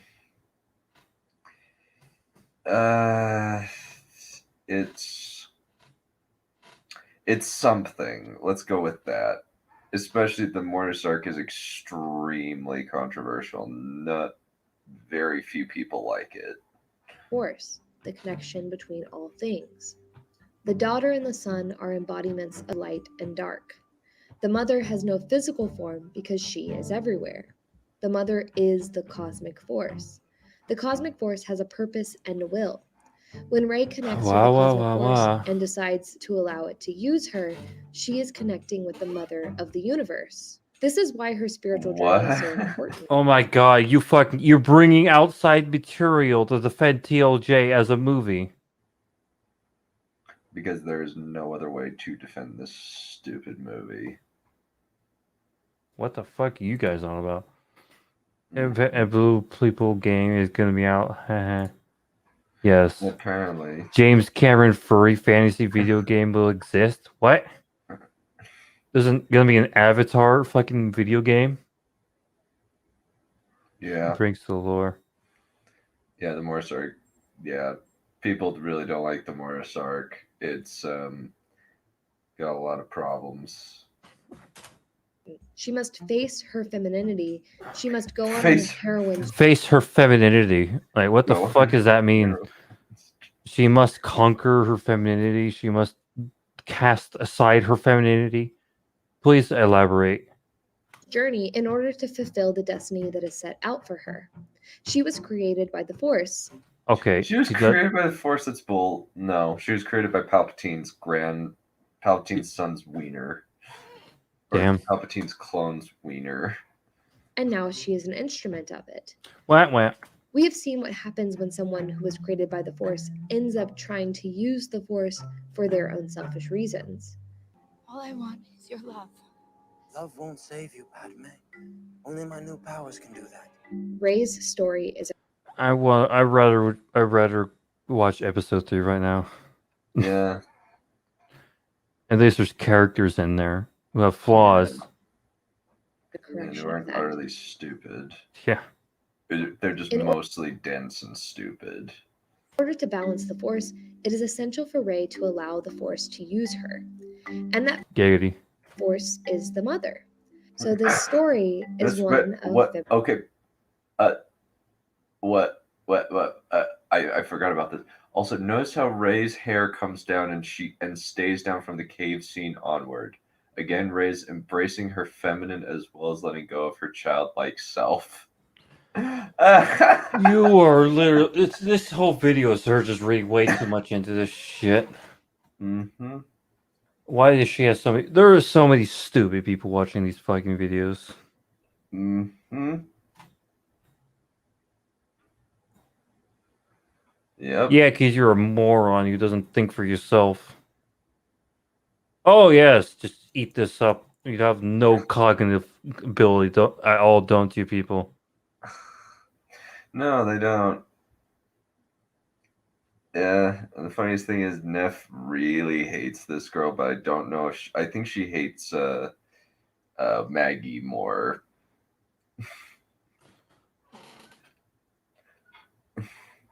Yeah, who needs flaws anyways? Why even be alive? Be like me. Be an undead person. Join my army of the dead, you fucks. I have a Discord. Link down below, you piece of shit. Fuck you. feminine spirituality. Air, water, fire, earth, future, past, present, fulfillment. Go fuck yourself. You were literally. This whole video is just you reading way too much into shit. Yep, it is. Light, dark, balance external, balance internal. Now, it's Ben's turn. What's with this fucking faggoty ass music? What the I fuck? don't know. Well, we got through it. We're almost done. That whole thing is stupid. Thanks to those who stuck with me throughout the entirety. Yeah, that was There- awful. Shut your mouth.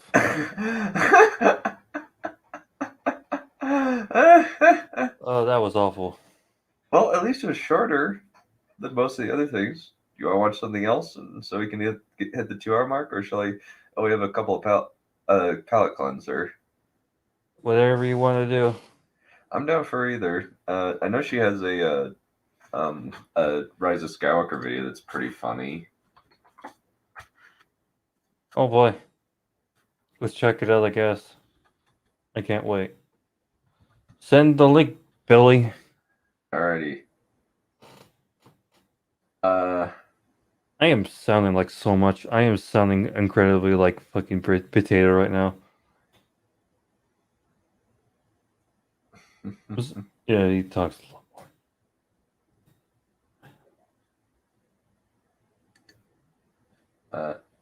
Let me see, actually, is this bad?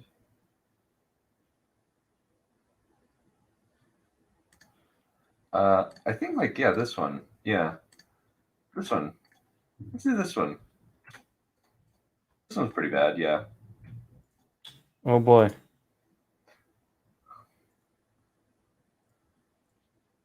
Oh, I actually did find it. I have an image of her. Yay!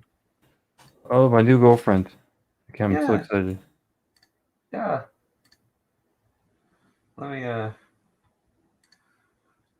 let me share the screen real quick.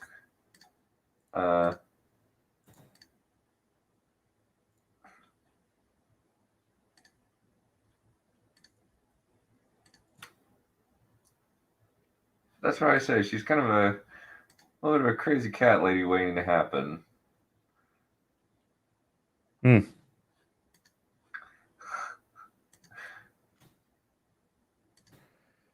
Crazy. Yeah.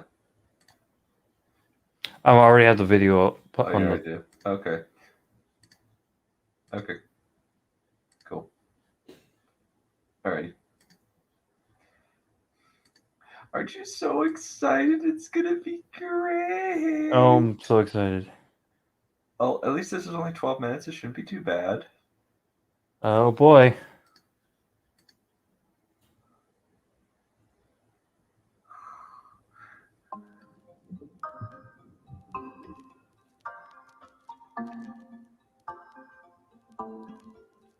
The fuck?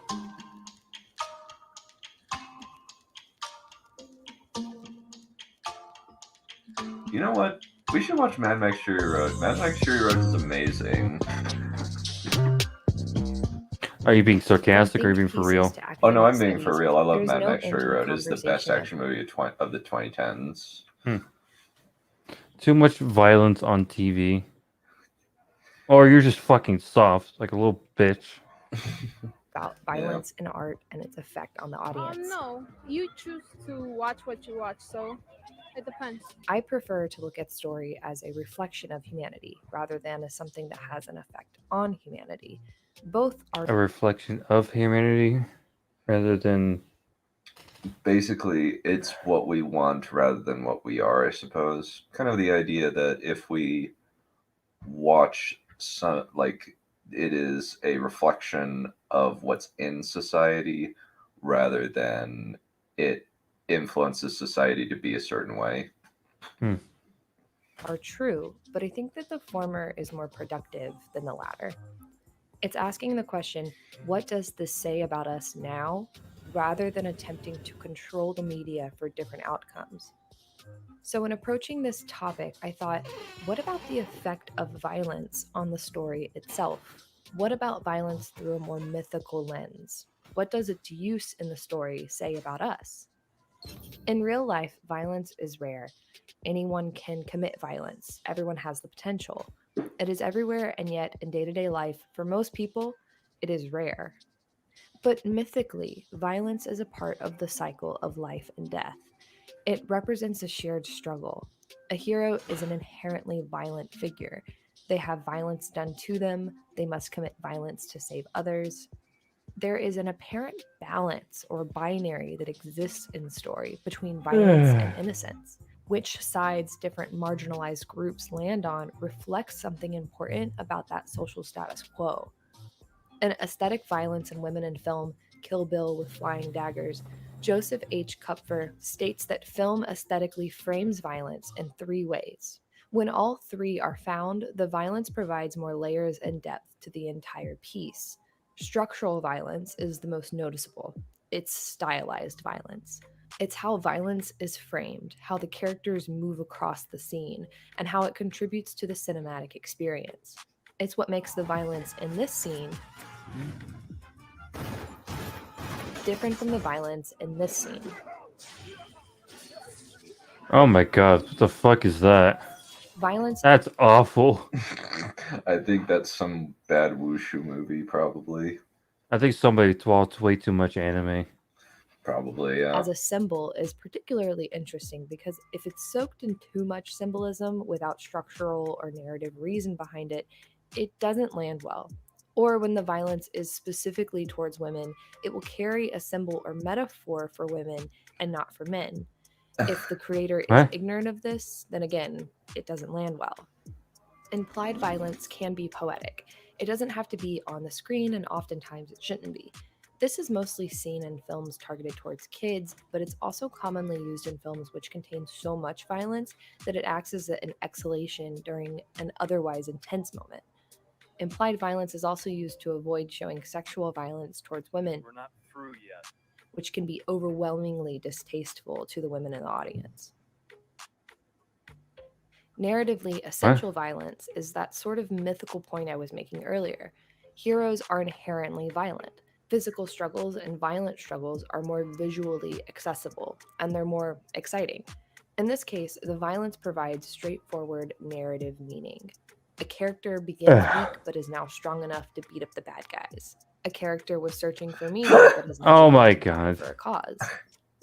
I originally wanted to make this video to explore why this image was therapeutic compared to this image, which makes me feel sick. Both of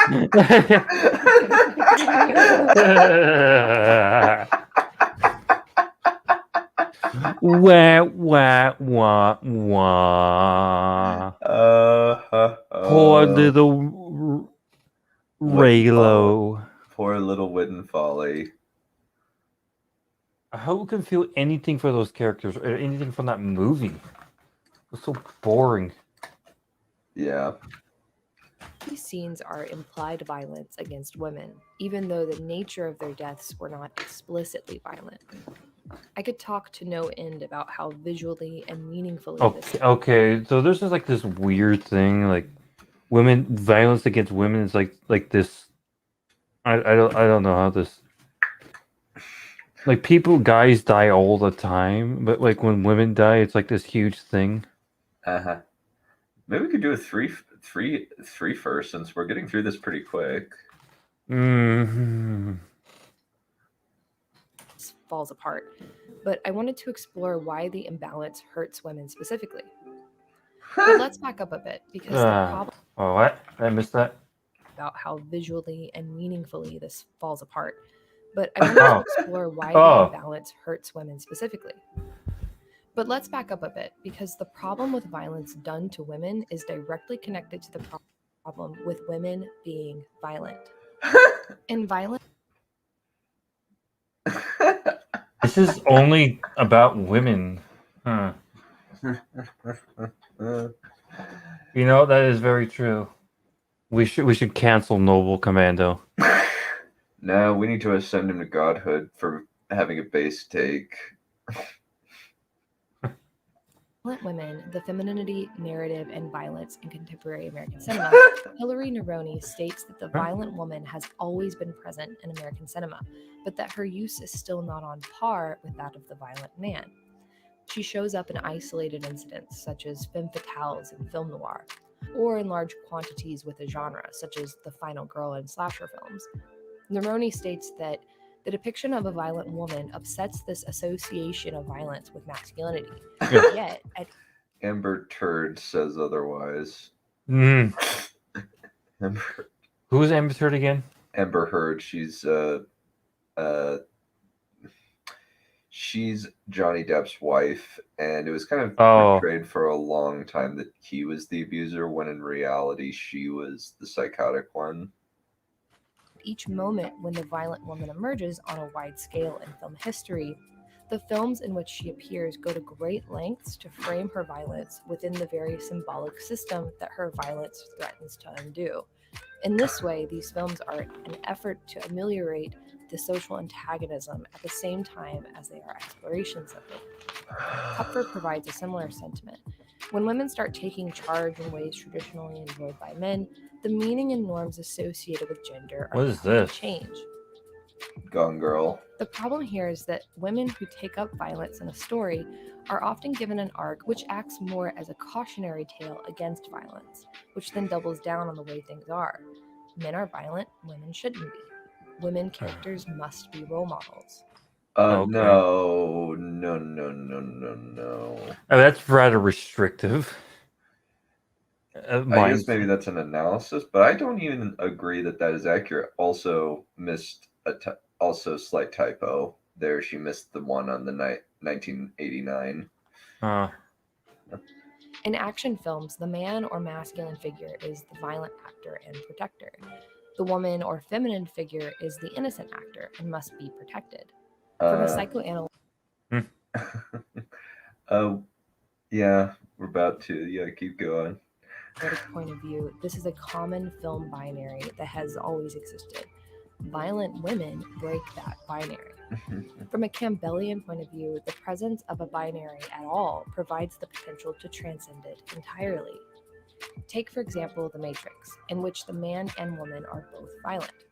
Rather than having that be a barrier for romance, the surrealism of the setting allows for the two to transcend that expectation.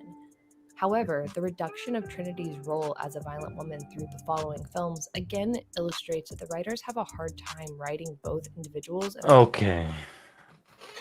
I very much disagree with this one because I like writing women action heroes, not because I have any like ideologue or agenda, because I just like writing that kind of character. Yeah, there's like a lot of like, isn't like Fire and Blood have a lot of those type of women? It has 3 as far as I remember. There's Alicent Targaryen's bodyguard. There's Alyssa Targaryen, and there's Black Alley Blackwood. And even Brianna Tarth, I was like, no one's ever kind of question about that one. Yeah, I would honestly so love to see Wit and Folly's take on Game of Thrones. Our brain would probably fucking melt. I think she would, especially when Dany goes nuts. It's just like, this is obviously some masculine man thing. I'm like, no, they just decided because reasons. Well, I don't think she necessarily has an agenda like Maggie Mae Fish. She's just kind of analyzing trends from a particular lens. And she's not saying it should be a certain way. She's just kind of analyzing trends. So it's not bad per se. It's just kind of weird. It's kind of the weird difference between it. Because this is the only time that she's talked about Rise of Skywalker and why she hates it. Yeah. And because like I looked at her hero's journey thing, why the myth is broken, and it's just like there's nothing in here about Rise of Skywalker. There's nothing in here. Yeah, let's keep going. She's looking.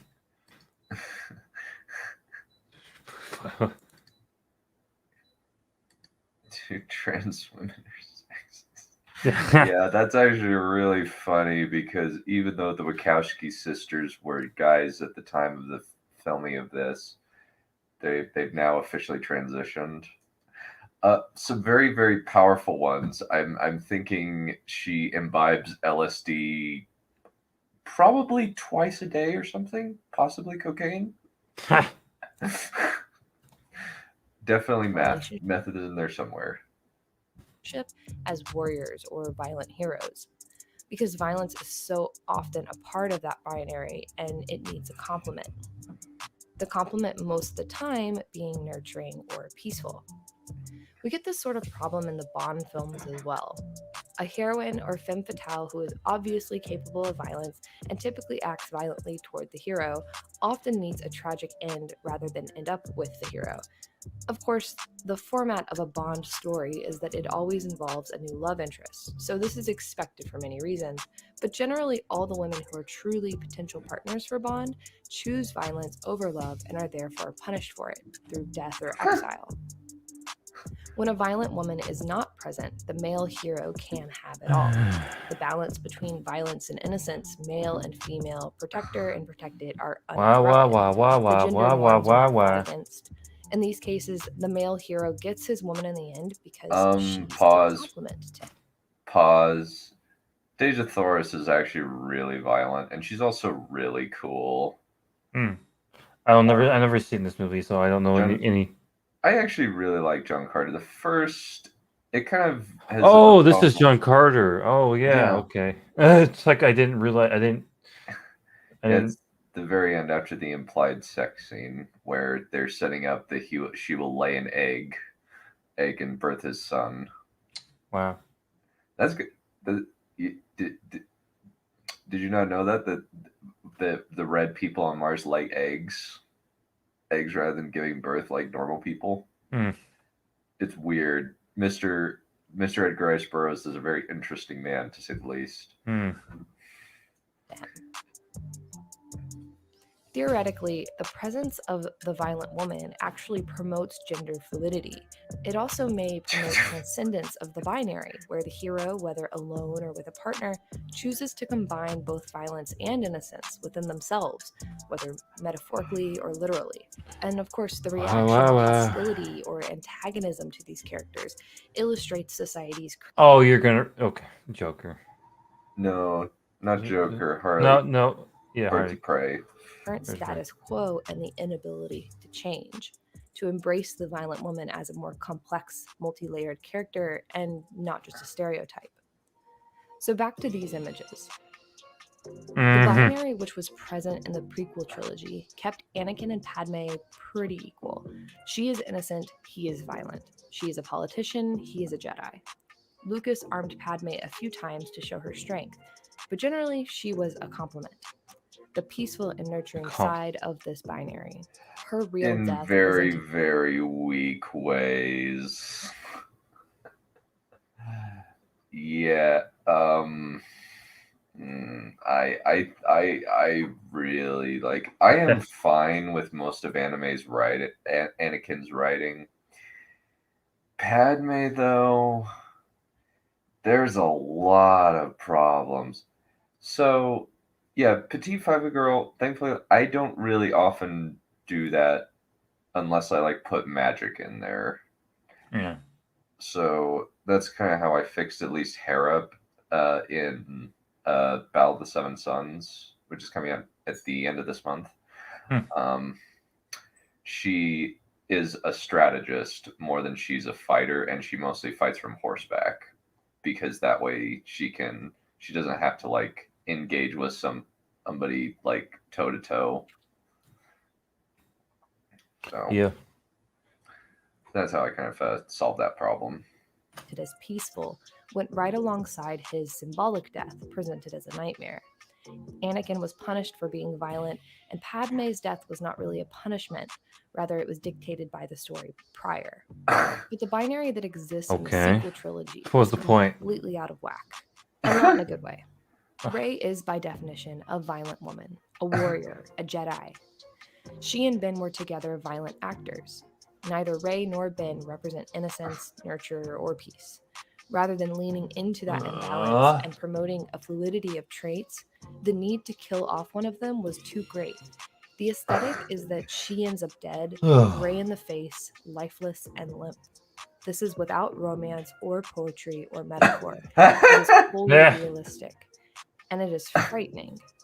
On top of all this, the only way for her to be resurrected is by ending up alone. Ben's body, rather than being depicted in the same way I'm Rey's kind of was, just nodding off. lifeless and limp, disappears entirely. This imbalance is without explanation. Neither death is poetic, and neither is aesthetically meaningful. If the gender roles had been flipped, Ben might have been the hero that would have saved the female villain from her violence. But the heroine saving the male villain from his violence and maintaining her stance as a warrior and maintaining the romance between these two goes so against the norm. By the current status quo, you can't have two warriors fall in love and remain warriors. So Ben dies as if he were a woman in a Bond film. The same violence imbalance is struggled with in The 100, where Maddie is arguably Clark's complement, representing innocence. I don't know. It's also seen in Maleficent, where Aurora is her innocent complement. Making women violent actors in the story decreases their chances to have romantic partners because writers struggle with making men weaker, and they struggle with finding complementing traits outside of this power imbalance. This is probably another reason that creators of Frozen find it difficult to give Elsa a romantic interest, regardless of her sexual preference. I think that even subconsciously, the writers know a powerful So, partner for Elsa pause. would be preferable.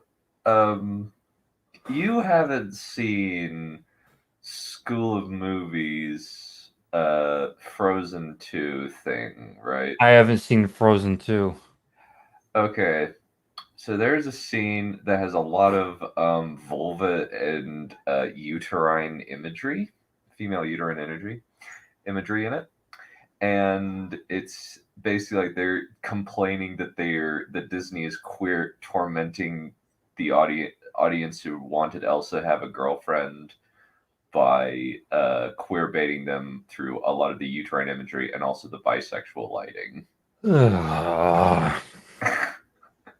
Yes, I agree, Noble Commando. Both Maleficent movies are bad. I've heard that Maleficent 2 is like a so bad it's good movie towards the end. Like it gets like Game of Thrones season 8, episode 5 levels of nuts at the end.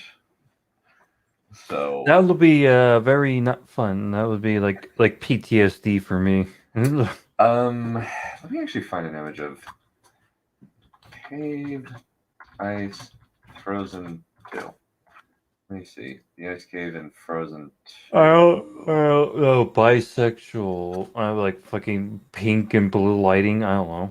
Yeah, it's like a bunch of purple stuff. I actually have it right here. There's a Maleficent too. You didn't know there was a Maleficent 2? Yeah. That Maleficent 2, yeah.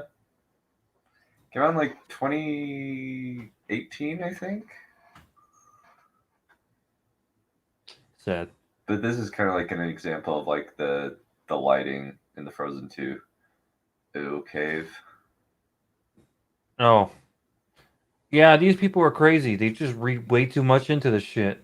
Yeah, and they're like basically like from them it's like for them it's like they're hinting that they will have the biased, queerest, gayest, asexual but not aromantic person ever, and it was just so funny to listen to. It was just like, wow. Oh, it came out in 2019? Dang, so another crap movie to head to the list of bad movies that came out in 2019. Yeah. But it's risky because it disrupts the balance that Anna and Elsa have already presented for the story. Oh my They are god. the binary. It's not impossible to. No. Well, oh my god, they have to be gay. Everybody has to be gay. All the things have to be gay. Me and Dunn are in a secret gay relationship. What? Oh, I think my girlfriend would get jealous of that one. We can have a three-way. I don't think she would like that. She can take it from both ends. Nothing.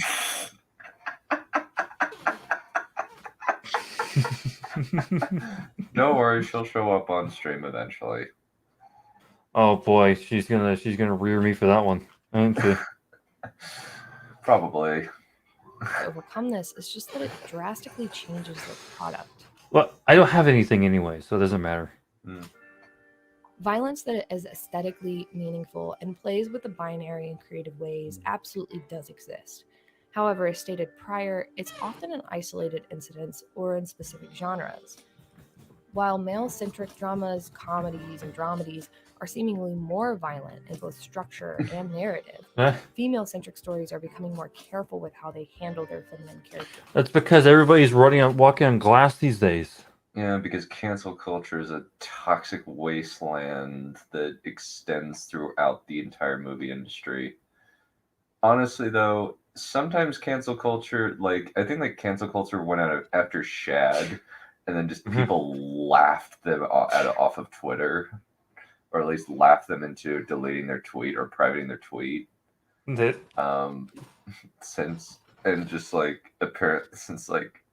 Is so dumb. It was absolutely hilarious. And then like just because like Shad has a bunch of people who will actively defend him against the cancel culture mob, especially since the cancel culture mob is nothing to cancel Shad with. They honestly have more to cancel Literature Devil. Like Literature Devil like has done way worse things than Shad, and yet they haven't gone after him, as far as I know. Which is so funny. Which is hilarious to me. Yeah. Mm-hmm. But this is not exactly wanted or needed by the feminine audience. Speak for yourself. Yeah. Violence towards women or violent women can be depicted if the writer provides meaningful layers to the aesthetic. Without those Not layers and without Birds of that Prey. meaning, the violence packs Sure. an unpleasant punch to the female viewer. Though with it, there's the ability to transcend a duality and shake up gender norms without alienating the audience. You just gotta ask, why is it needed and why is it being used in the way that it's being used? Thank you so much for watching. Nope, we don't care about your fucking shitty video. Well, it actually was short. That only took like 12 minutes to get through. That's actually pretty Again, short. people have no idea what the fuck they're doing. Well, maybe we could watch her why I'm done with Star Wars, and since that's only 9 minutes, I guess I put it in the private chat. If you want to quit, I think that like it'll mostly be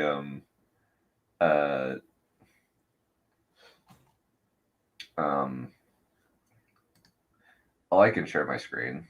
Mary Sue. The complicated history of the Mary Sue and why Rey is not one.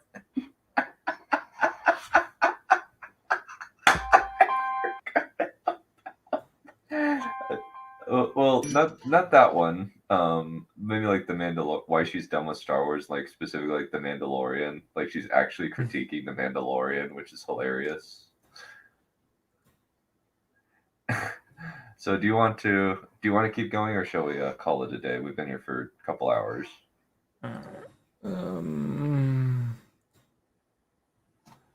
We could always do a palate cleanser of Tolkien versus Martin rap battle. Alright, this is 9 minutes. I mean, we could save this for another stream. Well, this is it's pretty quick. She doesn't say anything too stupid. But it's kind of just interesting to kind of compare her when she's thinking critically versus when she is weird. It's just kind of interesting. Shall we bring Andraste on? Sure, I guess we're at the end of this whole thing. Yeah, I'll bring him on. Send them to Lake Billy. You just sound so tired and so tired, man. That's because of the whiskey I was drinking has like a lot of sugar in it. Yeah, and a little bit of a crash. Yeah. Yeah, I feel that. Yeah. Yeah, we'll finish with this last video and call it. Okay. Now we're getting on our own little mini EFAP thing going on here. Yeah. Because like they cover a lot of videos in one setting, and like, oh, we have covered a lot of videos too now. Yeah, well, kind of the thing is like sometimes it's just kind of empty, and like there isn't like much that we can lengthy comment on because like especially with this, she's not really commenting on the plot. She's commenting on the weird she's just pulling shit out of her ass. Yeah, the quote unquote symbolism that is there to be found. Maybe we can turn it up a little bit since like I think like her thing is a little bit low. But we do get to see her face and just like she looks cute, I guess, but she looks like a cat lady in embryo. Yeah. If you want to bring him on. I already did. I sent him the link, I think. There he is. Cool. Hello. What's up, Billy? Hello. You ready for weirdness? Oh boy.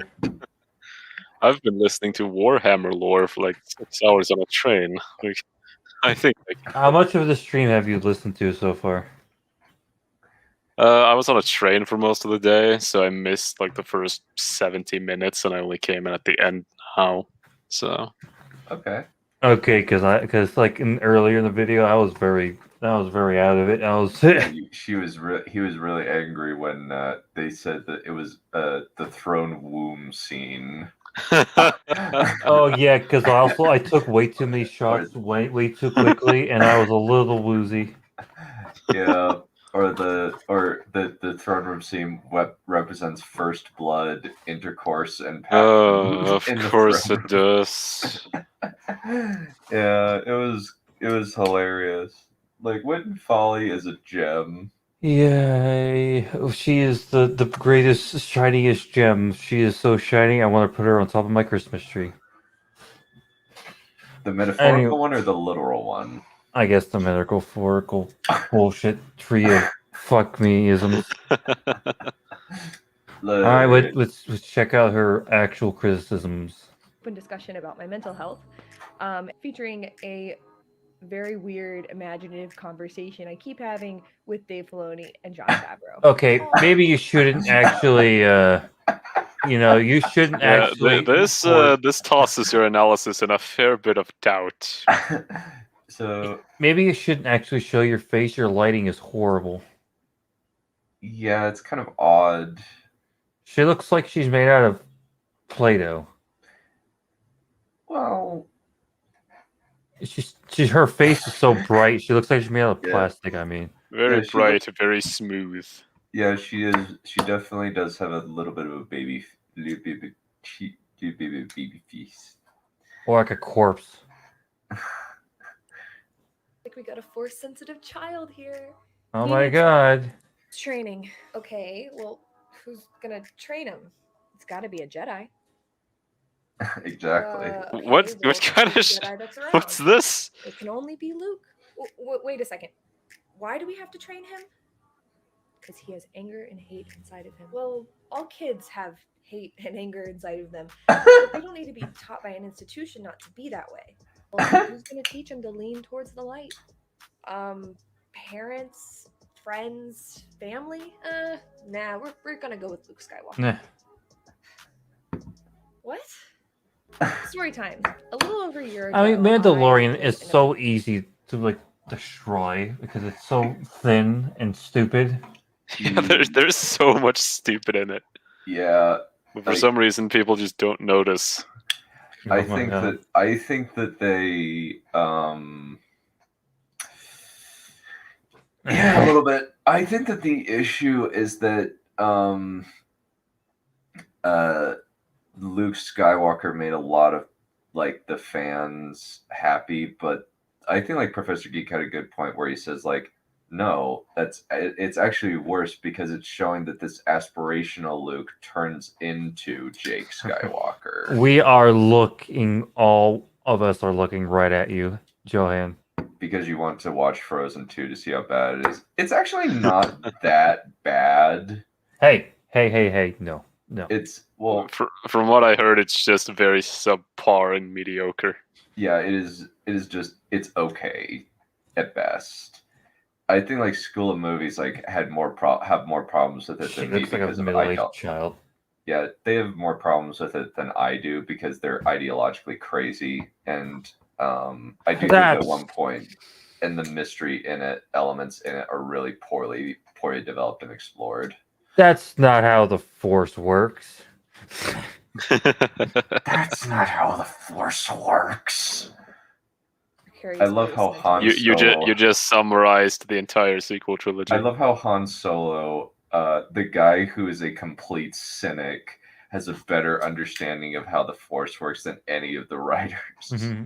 Trying to grapple with the loss of Ben Solo, the treatment of Rey, Rose, and trying to grapple with the loss of a school-shooting serial killer. Yeah, back up, please. Let me play the world's smallest violin for you, honey.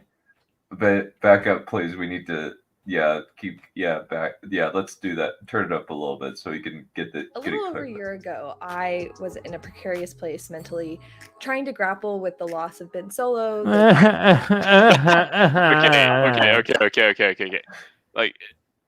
If this lady has anxiety or mental illness, okay, I can sympathize with that.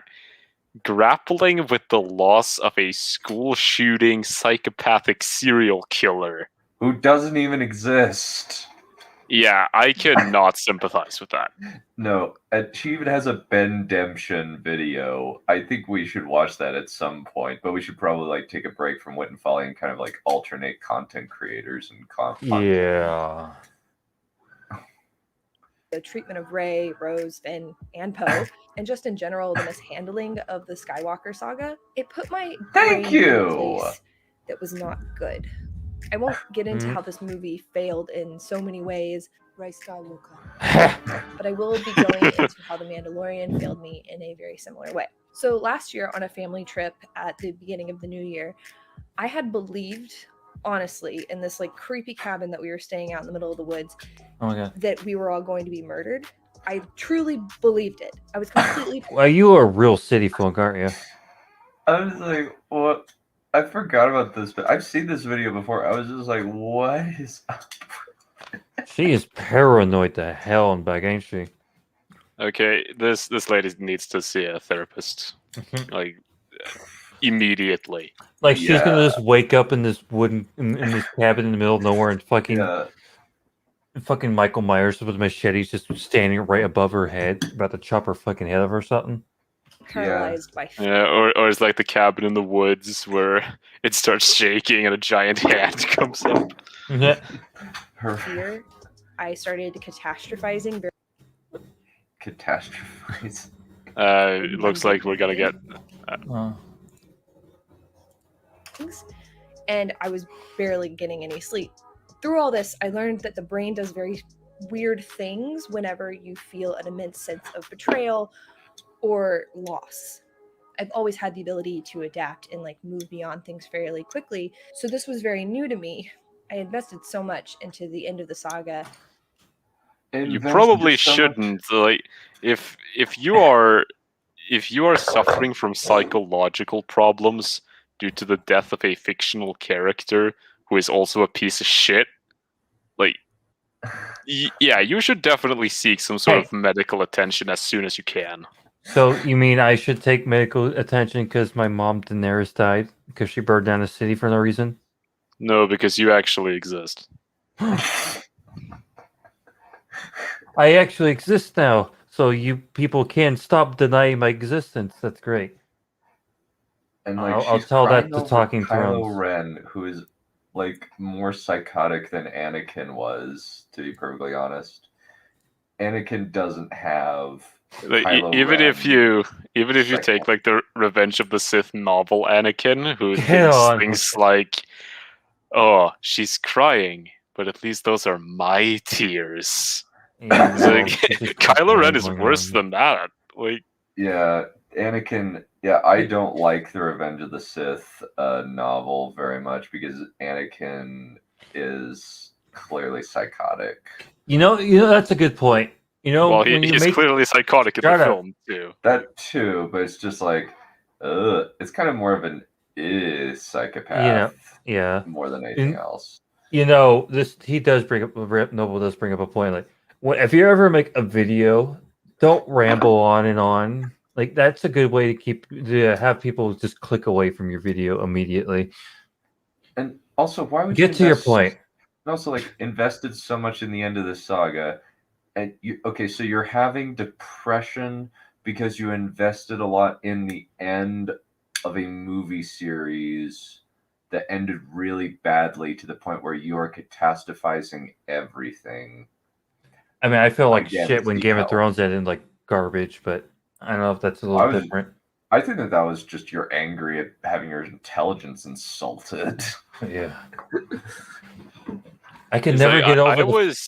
I was not angry at the ending of Game of Thrones. I was just numb.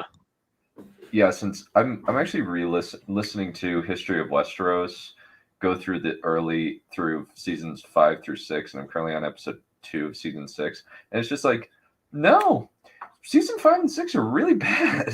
There's a lot of bad writing in there. Yeah, like, I was pretty angry at the Rise of Skywalker actually, but like That's because getting depressed. Like I was laughing more than anything. Yeah, because Rise of Skywalker is ridiculous. It is ridiculous, yeah. It is Every single really scene is funny. ridiculous. It is really funny when you like watch it with that mindset where it's just I don't have to take anything seriously. This is a farce. Yeah, I mean, yeah, it's years later. Most of us are finally over the fact that our favorite show was just burned up in the flames, and now we're just rewatching. Like, this is so dumb. Yeah. Though honestly, like I am more insulted by Game of Thrones than the sequel trilogy, to be perfectly honest. I think we've been more invested because the sequel trilogy only came out in like what, 2015. That's only Yeah. like what, 4 years because Rise of Skywalker came out in 2019. Mm-hmm. And Game of Thrones was almost 10 years. Mm-hmm. And Game of Thrones was its own thing. Star Wars has been around for a long time, and the sequel trilogy just destroyed everything when the original trilogy set it. Yeah, the main issue with Game of Thrones as opposed to Star Wars is that Game of Thrones is a continuation of the same story. It's just that the last half of the series was terrible. Whereas the story is not complete. Whereas Star Wars sequel trilogy is like a stapled on add-on onto the whole thing. Yeah, I think I mentioned that at one of the dragon slaying streams. Like the sequel trilogy, you can just discard it. Like it's not, and there's quite a few valid reasons to do so. With Game of Thrones, like one, it's the ending was really important with all of the mystery and intrigue and machinations and the unpredictability of the story. Like you can't divorce the quality of Game of Thrones from its ending, especially not if the last half of the show that led up to it was also bad. Mm-hmm. Yeah, we're gonna. It's like even if you do like the ideal jumping off point, which would be season 4, episode 10, it's like the story isn't over. Yeah, even if you just say just kind of go with the ambiguous ending of season 6, there's still so much unresolved. Which, even though like season 5 and 6 are bad, it would have been better if they had just ended with season 6. Yeah. Let's carry on. Mm-hmm. So when everything was handled in this way, I felt like I was barely hanging on. And of course, 2020 brought with it a whole new set of stresses, and I was able to distract myself with plenty of other content that I like. Fast forward to the premiere of season 2 of The Mandalorian in late October. Finally, I had some more mythic meat I could sink my teeth into. I had something new Mythic meat? What?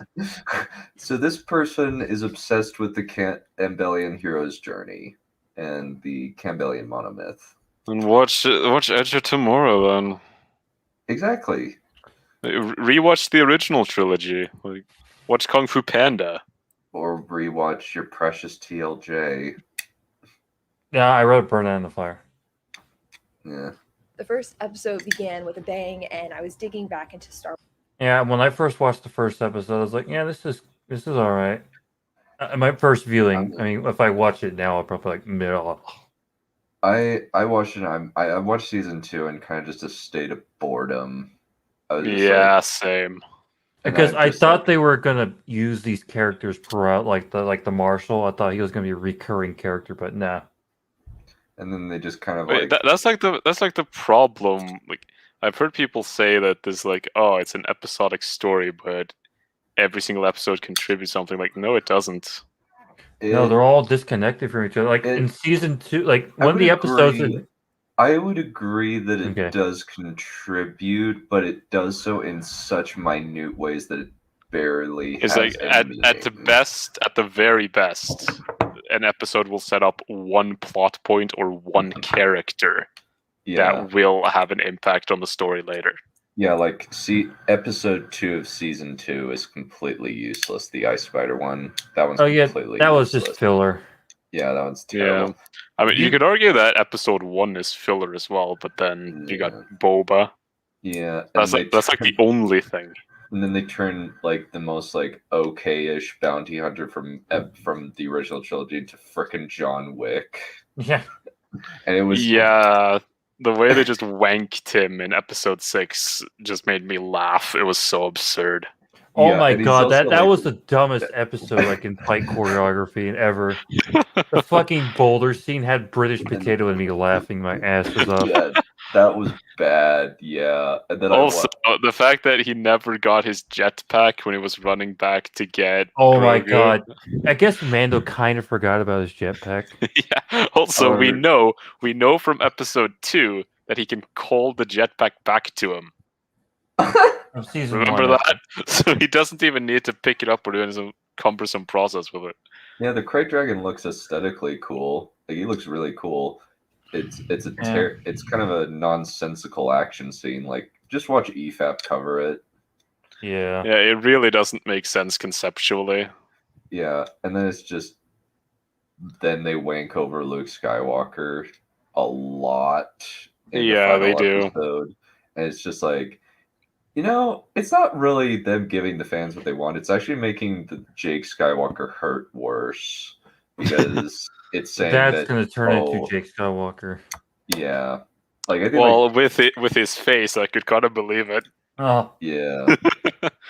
Alright, But yeah, I think that Luke having that moment would have been fine if he'd actually had a conversation with Din about Grogu.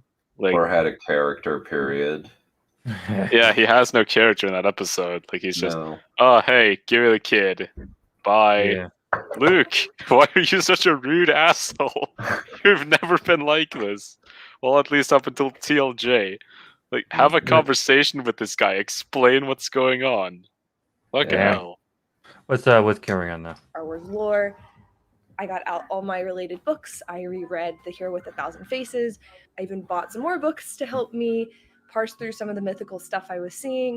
In fact, the only books I think I read in 2020 were Star Wars related or mythic or like myth related. I love this kind of stuff, and it was really fun while it lasted. For those who don't know, I did a review podcast on The Mandalorian Season 2 with What the Force podcast. So if you're interested in my episode by episode reaction / review as it was airing, that's where you can find that. Of course, MC, the host, and I are undisputable best friends. So we genuinely had an awesome experience messaging each other every Friday about all the mythic goodies we found in the latest Mando, and then organizing. That was What funny. is mythic goodies? Like, this is like how Pieces of the people hero's call. journey, This is I how guess. people call Zack Snyder a director of mythical movies. You know what's funny? Me and Anami were doing the same thing, except the opposite. We were just Oh. shitting on the entire every episode every Oh, Friday. I'm kind of just of the opinion that I'm just like done with Disney's content. I'm just not interested anymore.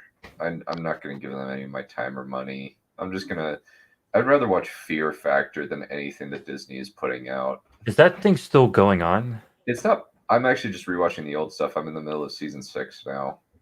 Yeah, like I recently watched Monty Python and the Holy Grail. Oh my! I was not a huge fan of that, but I'd rather watch that like 3 times than watch anything Oh. Disney has put out recently. You don't like Monty Python and the Holy Grail? Huh, interesting.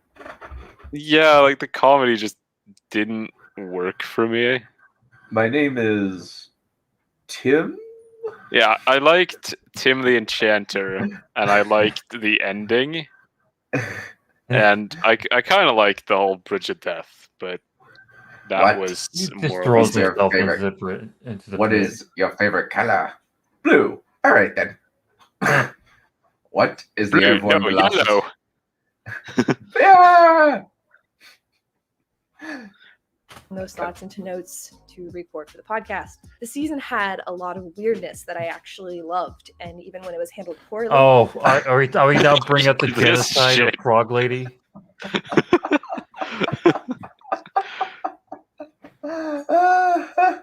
Are we gonna remember how incompetent Mando is? We have to remember that. Yeah, he's so insanely stupid. Like, He is a really incompetent character.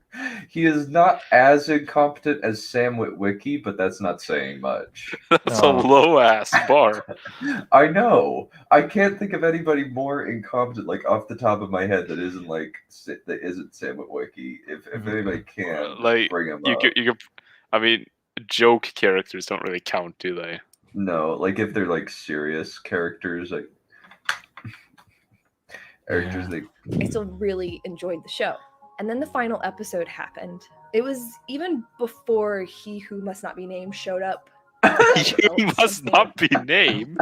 What? Luke Skywalker is he who shall not be named. Is she trying to do like spoiler? Is she trying to it's hide not a spoiler? No. Because She is a teal. I knew that it was Luke Skywalker. Hey, Like you a have day to later. understand. She is a TLJ fanboy girl. Well, I think that mainly like she's talking about how the fact that Luke retroactively ruins the episode, which it kind of does, but I don't think she does. But I think that like what Luke does kind of messes with her like narrative and stuff. Oh, that's I tell you. Oh yeah, I totally forgot there was supposed to be a Boba Fett fucking TV show now. The Book of Boba Fett, which is going to be bad. I'm honestly on EFAP's side. I would rather watch that than The Mandalorian. The Blandalorian. The Blandalorian. Well, at least we have like Boba Fett being a freaking John Wick with a gun. No, he's not Boba Fett. He's Boba Fett. That Boba Fett. Boba Fett. Yeah. A little weird. I got a really bad feeling where it was all heading. Oh. You see, there's this huge mythic thing that's going. Mythic difficulty. Define mythic, please. Agreed. Going on with the Mandalorian and what it means to be a part of this Mandalorian community. The whole season is packed with different types of Mandalorians, and as Din Djarin meets them, he has to further contend with his own idea and his own creed of like what a Mandalorian means to him. There's also the state of the ship. What does he mean? Anything? He's like, what does he even want? Yeah, what does he want? He wants to save the baby. He wants to save the baby. It's like a less competent version of Willow. It's like, okay, before the show, I guess he's like just going around getting money to make food. And then it's like, okay, once he gets Grogu, it's like, okay, I gotta protect you now, I guess. Then it's like, how does this guy struggle about being a Mandalorian? Like, his entire conclave or enclave or whatever gets killed off at the end of season 1, and he never brings it up in season 2. Well, you know. Like he meets Bo-Katan. She doesn't challenge him on what being a Mandalorian is. He meets Boba. He doesn't challenge him on that either.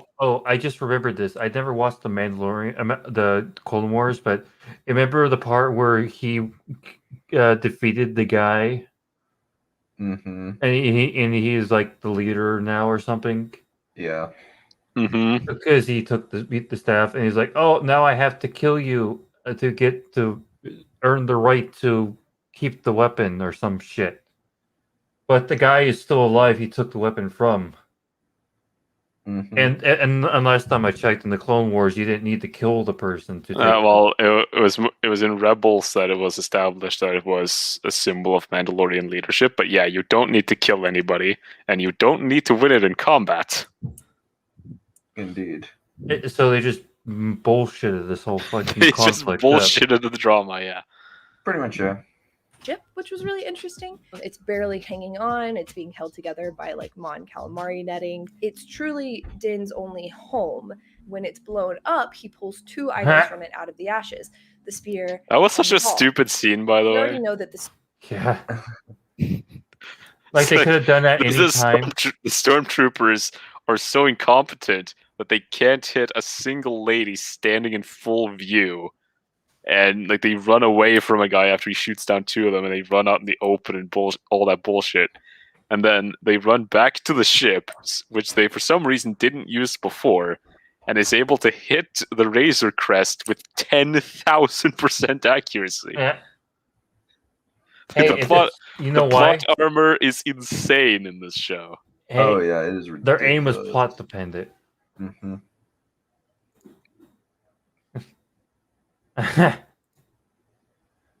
Yes, I do too. since I am now on my sugar crash, I am Spear is the halfway only thing functioning. that can stand against the dark saber. But Oh my god. Oh my. Oh wait, look at that real quick. I want to go back. we already know that the spear is the only thing Okay. that can stand against the dark. Look at that. Are you serious? That's dumb. That's a very dumb move. Yeah. Really? What are you doing there? Just move your one of your lightsabers up and her hand's gone. Like her fingers are just gone. Yeah. And just tilt your lights, like move your direction of your lightsaber. Like, so for some reason, Ahsoka is a really incompetent fighter in this scene. Like, this is someone Yeah. who's fought some of the most deadliest beings in the galaxy, including Darth Vader and General Grievous. Like, oh, Like wow. I am like a very very noobish person when it comes to human practice, but holy shit, this is so obviously idiotic. Yeah. Like I can easily pick apart this whole thing. Like like whenever like that whole generic fantasy buying shit where like, oh, that whole thing where they cross their swords and like, oh my god, I'm angry at you, I talk now. Mm-hmm. It's like the bind is a real thing in fencing, but yeah, it does not work that way. Not that very kind of fast. stuff. It's really fast. Yeah. It's really, really fast. And that right there, that whole blocking thing they're doing, like, no. Yeah. No, that wouldn't be like that. Well, we're almost finished. Yeah. Just have 5 minutes left. Saber. But the significance of the ball is rather interesting too. For one, Din is literally wielding an orb and scepter. Oh, you fuck. What? Are you kidding me? We're doing this again? Yes. We are literally just grabbing shit out of thin air again. Thanks. I don't want to do another shot. Ball and scepter. Obviously, like these are used in the coronation to represent. Are you fucking kidding me? No, you got it. God damn it. The holy hand grenade from Monty Python is more accurate than this tiny lever ball. Yeah, pretty much. Let me just, I can with Folly. Let me pull shit out of my ass because that's what I'm really good at. Yeah. It's kind of weird how a lot of people on the internet, you can replace their mouth with their ass, and the content that comes out is the same. Pretty much. Yeah. Occupation Army, that's actually not entirely true. Non-Force users have beaten Force users various times through various means. Yeah.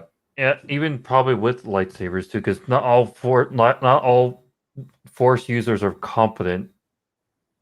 Yeah. That's true. Yeah. Bringing Christianity to all of the world, but from a mythic perspective, the orb Mythic. represents bringing the elixir. Elixir. Elixir. Yeah, it's from the hero's journey, but she's applying it in a weird way. I need my elixir to stay in this video. To the whole of the world. And the scepter represents the pastoral care for the people. It represents good governance. A different way of looking at it, heroes typically wielding spears will get pierced through with them, even if it's their own weapon. A spear is very difficult to wield. And you fucking what, mate? A spear is like the most common weapon ever found in the olden day, like medieval, pre-medieval. You poke people with it's literally a stick with a sharp end. How is it difficult to wield? Oh my god! You shut up, you fucking idiot! I wish I had Fighting Expert in the comment section. I mean, you don't need Fighting Expert to tell you that. Like, I know, but I wanted to see his reaction. You can literally just type into the YouTube search bar like the easiest medieval weapon to use. No, like, I think the first thing that's going to come up is Skallagrim, and he talks about the spear. Paired with a shield. No, not necessarily. Not necessarily. Have you seen Game of Thrones? Oberyn doesn't have a spear. A shield, I mean. No, well, he does have a shield in the book. Yeah, so. He does, but it's like a small buckler. It's not like most of the time you don't pair shields with spears or pole arms because spears have range. Well, depends. Like a lot of times you want to like use a shield and spear combination because you have more range. You're far So more if you effective if with you two have hands. like a shield wall, for example, like you have the Yes. shield for defense, and if someone tries charging you, they'll just lunge straight into the spear. Usually, last time I check my knowledge, there's two different people. One person holds the shield, and there's another person holding the pole arm. That is from Battle of the Bastards, and it's not very accurate. I would have to consult.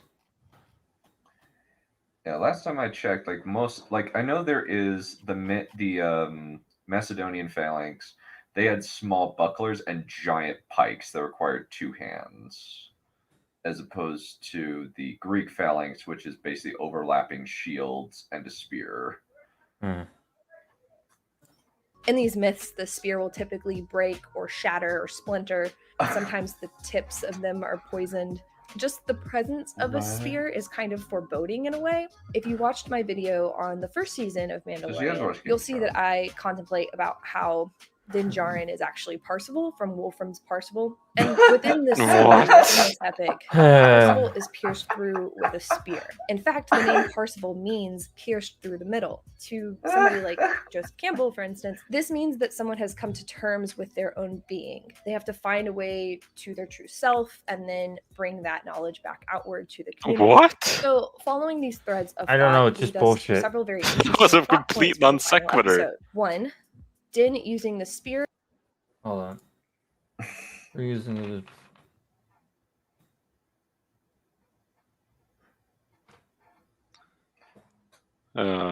Yeah. By the way, Don, have you guys both read the Silmarillion?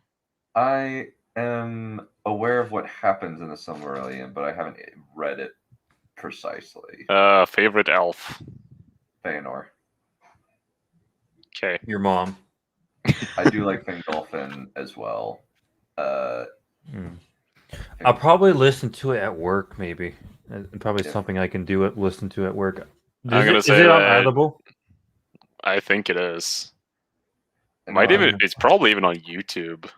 Oh yeah, probably. It's like way public. It's like the Narnia books at this point. Yeah. The one thing that really triggers me is about how to use the spear in this series. It's like they don't know how to use a spear, which is insane. You poke, you don't swing. It's like, what are you gonna do? Bash him with the head? I mean, like. But yeah. Anyway, there is absolutely no doubt that the best elf in the Silmarillion is the Lord of all Chads, Finrod Felagund. Admittedly, yeah, he does wound Melkor and no, that's Fingolfin. Finrod is the one who he engages in a rap battle with Sauron. Oh, that guy. Yes, he's the greatest of all time. Yeah, he's the GOAT. Indeed, clearly. Madras. Yeah, Madras is scary. He's kind of psychotic. And the orb to get Grogu, to save Grogu. 2. Din using the spear and the orb in a symbolic. Wait a second. How did he use the orb to save Grogu? I don't know. She just pulls the shit out of her ass. Yeah. 3. Din being literally pierced through the middle by the spear, or being badly injured in general. 4. He is not pierced by the spear. Injured, Din coming to terms with who he is as a Mandalorian. Wow. Food for thought. What does it mean to be an adoptive father, and what does it mean to be a part of a community versus part of a cult? But then, community versus a cult.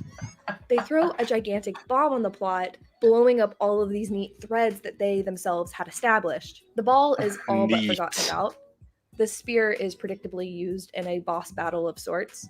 Din succeeds at most all of the challenges that are put up against him, but then when he's faced with failure, he's actually saved by a character completely unrelated to the story. So we don't get to experience him. It didn't make any sense, by the way. They could cut through the floor with a darksaber and escape. The plan of 2 is then presented as a good thing. No, that's smart writing. We can't do that. He doesn't have time to learn about being a father. He doesn't ever process what it means to be a Mandalorian. Yeah, he had a lot of time to learn about being a father. The show just didn't use it. Mm-hmm. That's your opinion. Even if he does get there in the next season, I still have a lot of issues with this ending. Why does Grogu have to train with Luke? Why is this? Because he has powerful force abilities. That's why. Well, her weird thing is, did you get to see the opening skit, Andraste? Yeah. Yeah.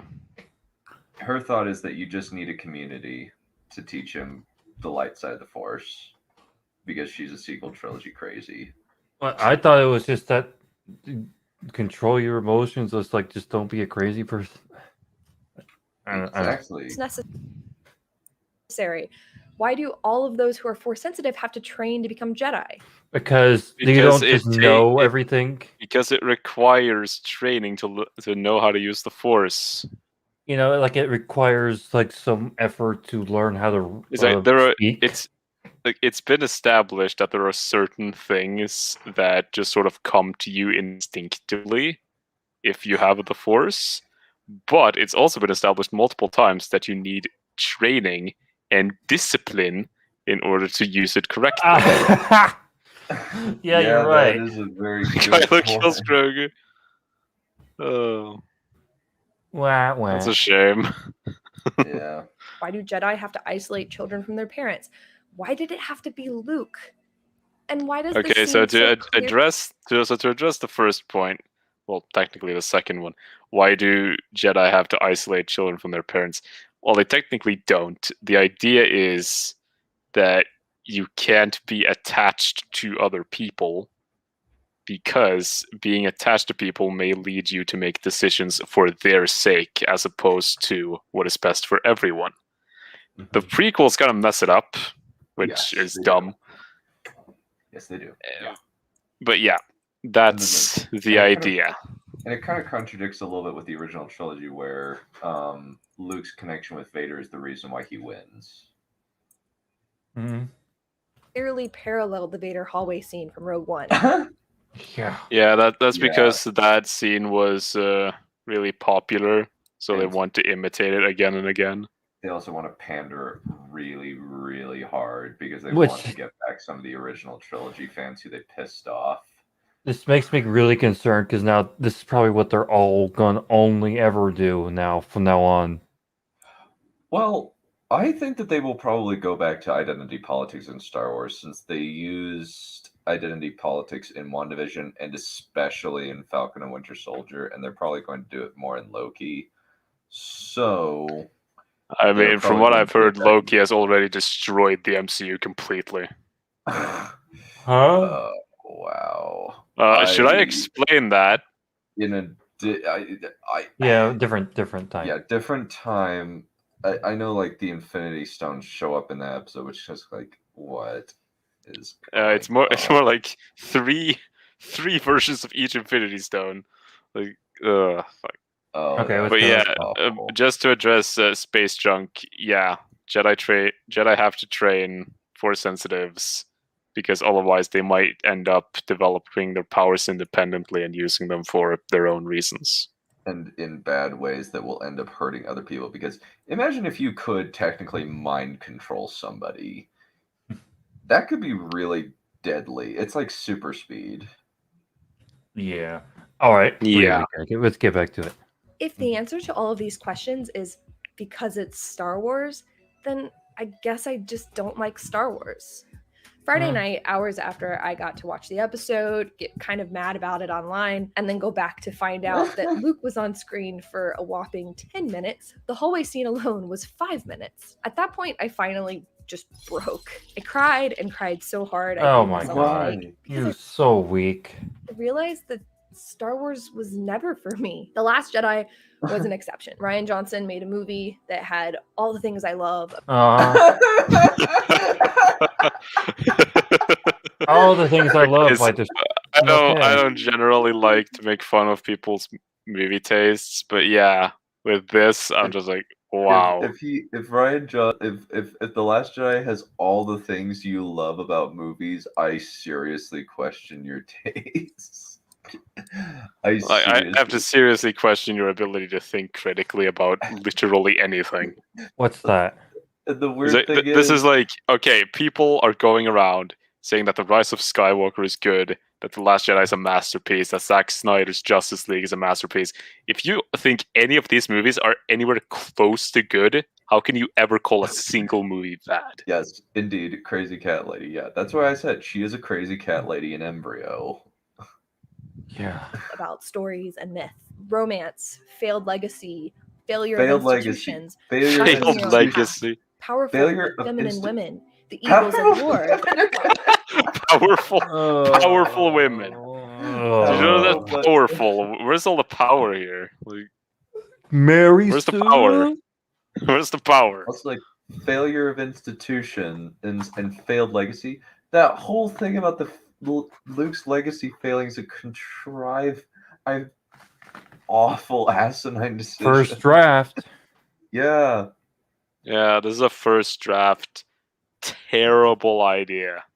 Yeah. The reminder that anyone can be redeemed and anyone can change the world, but you have to lean on people. Yeah, Oh not my God. Snoke apparently. Yeah. Not Snoke, not Yeah. Kylo apparently. The Mandalorian sacrificed its own meaning for the sake. What meaning? What's It had meaning? none. It had none. It had no meaning. And Just also, a like, they blew dumb their video. load so early with a lot of stuff, like revealing Din Djarin's face, separation of Grogu from Din Djarin, the Mandalorian, and the appearance of Luke Skywalker. Yeah, I'm Just- wondering It what blew the their hell they're load gonna. so hardcore. Yeah, I'm like wondering what the hell are they gonna do now for season 3 if there even is a season 3, considering all the shit that went down afterwards. Yeah. It's like the thing is, I wouldn't be opposed to Luke meeting Din and finding Grogu, Oh, but I it's don't like think- a I don't lot. think it's So much of bad. it was just spoiled by one having Din's face revealed so much earlier. So little time being spent on actually developing the relationship between him and Grogu. Luke's Deus Ex Machina entrance when they could have escaped on their own. I feel like this should have Luke's awful deep fake face, Mhm. and the fact that there's no character or interaction between them. There's also I think that like they needed to. I think like they really wanted to appease people immediately, and so what they did was they just spunked their load hardcore.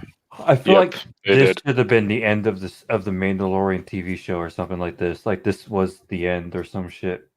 Yeah. When they finally say goodbye and the Luke takes them and then another TV show starts or something. Because I'm just feeling like, what are they gonna do now? Are they just gonna go right back on, like heel turn on this? Probably. That's how they do things. Yeah. They twisted the story to revolve around this final scene, and so everything else gets the life sucked out of it. All of these. Not There was really. no No, life. there was no life to begin with. Well, one, there was Right. no life, and no, they didn't twist the scene. They just randomly tossed Luke in there Yeah. as a because they Deus wanted Ex to- Machina. Yeah, they That sounds like serious- a certain other group of writers. Well, I mean group, I mean two. Is it? What I mean by what one. do we mean by like twisting the scene? Is like you said in like some haphazard, weird plot element that doesn't really fit, but then something ends up happening which changes everything. Yep. Things get Like, unraveled. this is not that. Yeah. Leaving a story that has the same problem as the end of the Skywalker saga. It's mythically dissonant. Now, this doesn't mean I'm not going to try out Leslie Headley's show. That Oh, That movie is gonna be it's bad. a show. It's a show. Yeah, it's a show. It's going to be bad. Like, Yeah. let's not kid ourselves. It's going to be really bad. It's like at this point, I'm expecting everything that comes out from Disney to be bad. Like I've heard of plenty of bad shit about Bad Batch. Yeah. Bad Batch is like I have heard nothing but like the first episode's good and then it just quickly tanks. It's like I've seen a little bit of season 7 of the Clone Wars, but then again, all of the Clone Wars is kind of mediocre. Yes, I would agree with that. or anything Ryan Johnson makes. No. Star Wars. Which will never be Yeah. made. He will never make gonna go back. anything Star Wars again. I can piece Mhm. together the things I Hopefully. do like and have something there waiting for me. But I also don't need that. So for those interested, I do still catastrophize a lot. But now I Why? named the problem and I can I don't understand know. it better, and I can understand when I have an intrusive thought. I have so many things that I love and so many things I want to talk about on this channel. I have videos planned on Hana Yori Dango, on Enhypen's concept, BTS. Okay, I think we're done here. Yeah. We're not going Well, to we listen to got this. we got done with like 3 videos in 3 hours. That's actually kind of impressive. The Clone Wars isn't at all mediocre. Yes, Mystic Space, it is mediocre. Like, it's especially noticeable in the first 2 seasons, but even like season 3 onward, it's not that good. Like there's a fair bit of good in it, but it's weighed down by a lot of stuff that is just unnecessary. It's very badly structured, very badly paced. The There's continuity is also- all over the place. Also, like the not airing in chronological order and having to like find Yeah, that out things. really hurt the show. Yeah, and like the first episode chronologically is like what? Beginning or end of season 2? I can't remember. I know it's like Yeah, in it's season it's around the end of season 2. And it's like episode 6 of season 1 comes after the premiere of season 3. Yeah, it's a mess. From what I heard. Like, I'm serious. The premiere of season 3 is a prequel to the Rookies episode in season 1. Mm-hmm. It's like, why? It is Just do it in chronological order and have like a building story instead of this collection of, oh, hey, this happened and this happened and this happened. All right, I think that will be the discussion for another time. Mm-hmm. So, all right, we're gonna wrap this stuff up because we'll be going on for almost 3 hours at this point, and we ran out of stuff to cover, and I am kind of on the. Oh, I still have stuff. There's still stuff, but I think like No, now is, like, we ran out. Unfortunately, it's so sad. Space Junk, yes, it is. This series is better than the movie. Yeah. The Clone Wars movie is really bad. So, anyways, before I wrap this video up, I'm going to be releasing my next response video by the end of this week, hopefully, if I get enough time. Who is it about? It's just one of those, oh, here's another 5 reasons why the consoles are better than PC. This always goes well for everybody who ever made these. I don't know why they keep making them. Yeah. Oh, thank you all for coming, my friends. It was good to see you guys. It'll be Good to see you. Yep, and it'll be a fun ride, and it'll be very piss takey-ish, just like the last one. Ciao. Ciao. Whores. Meet me in the Discord if you want to talk about bullshit. Fuck you. Farewell.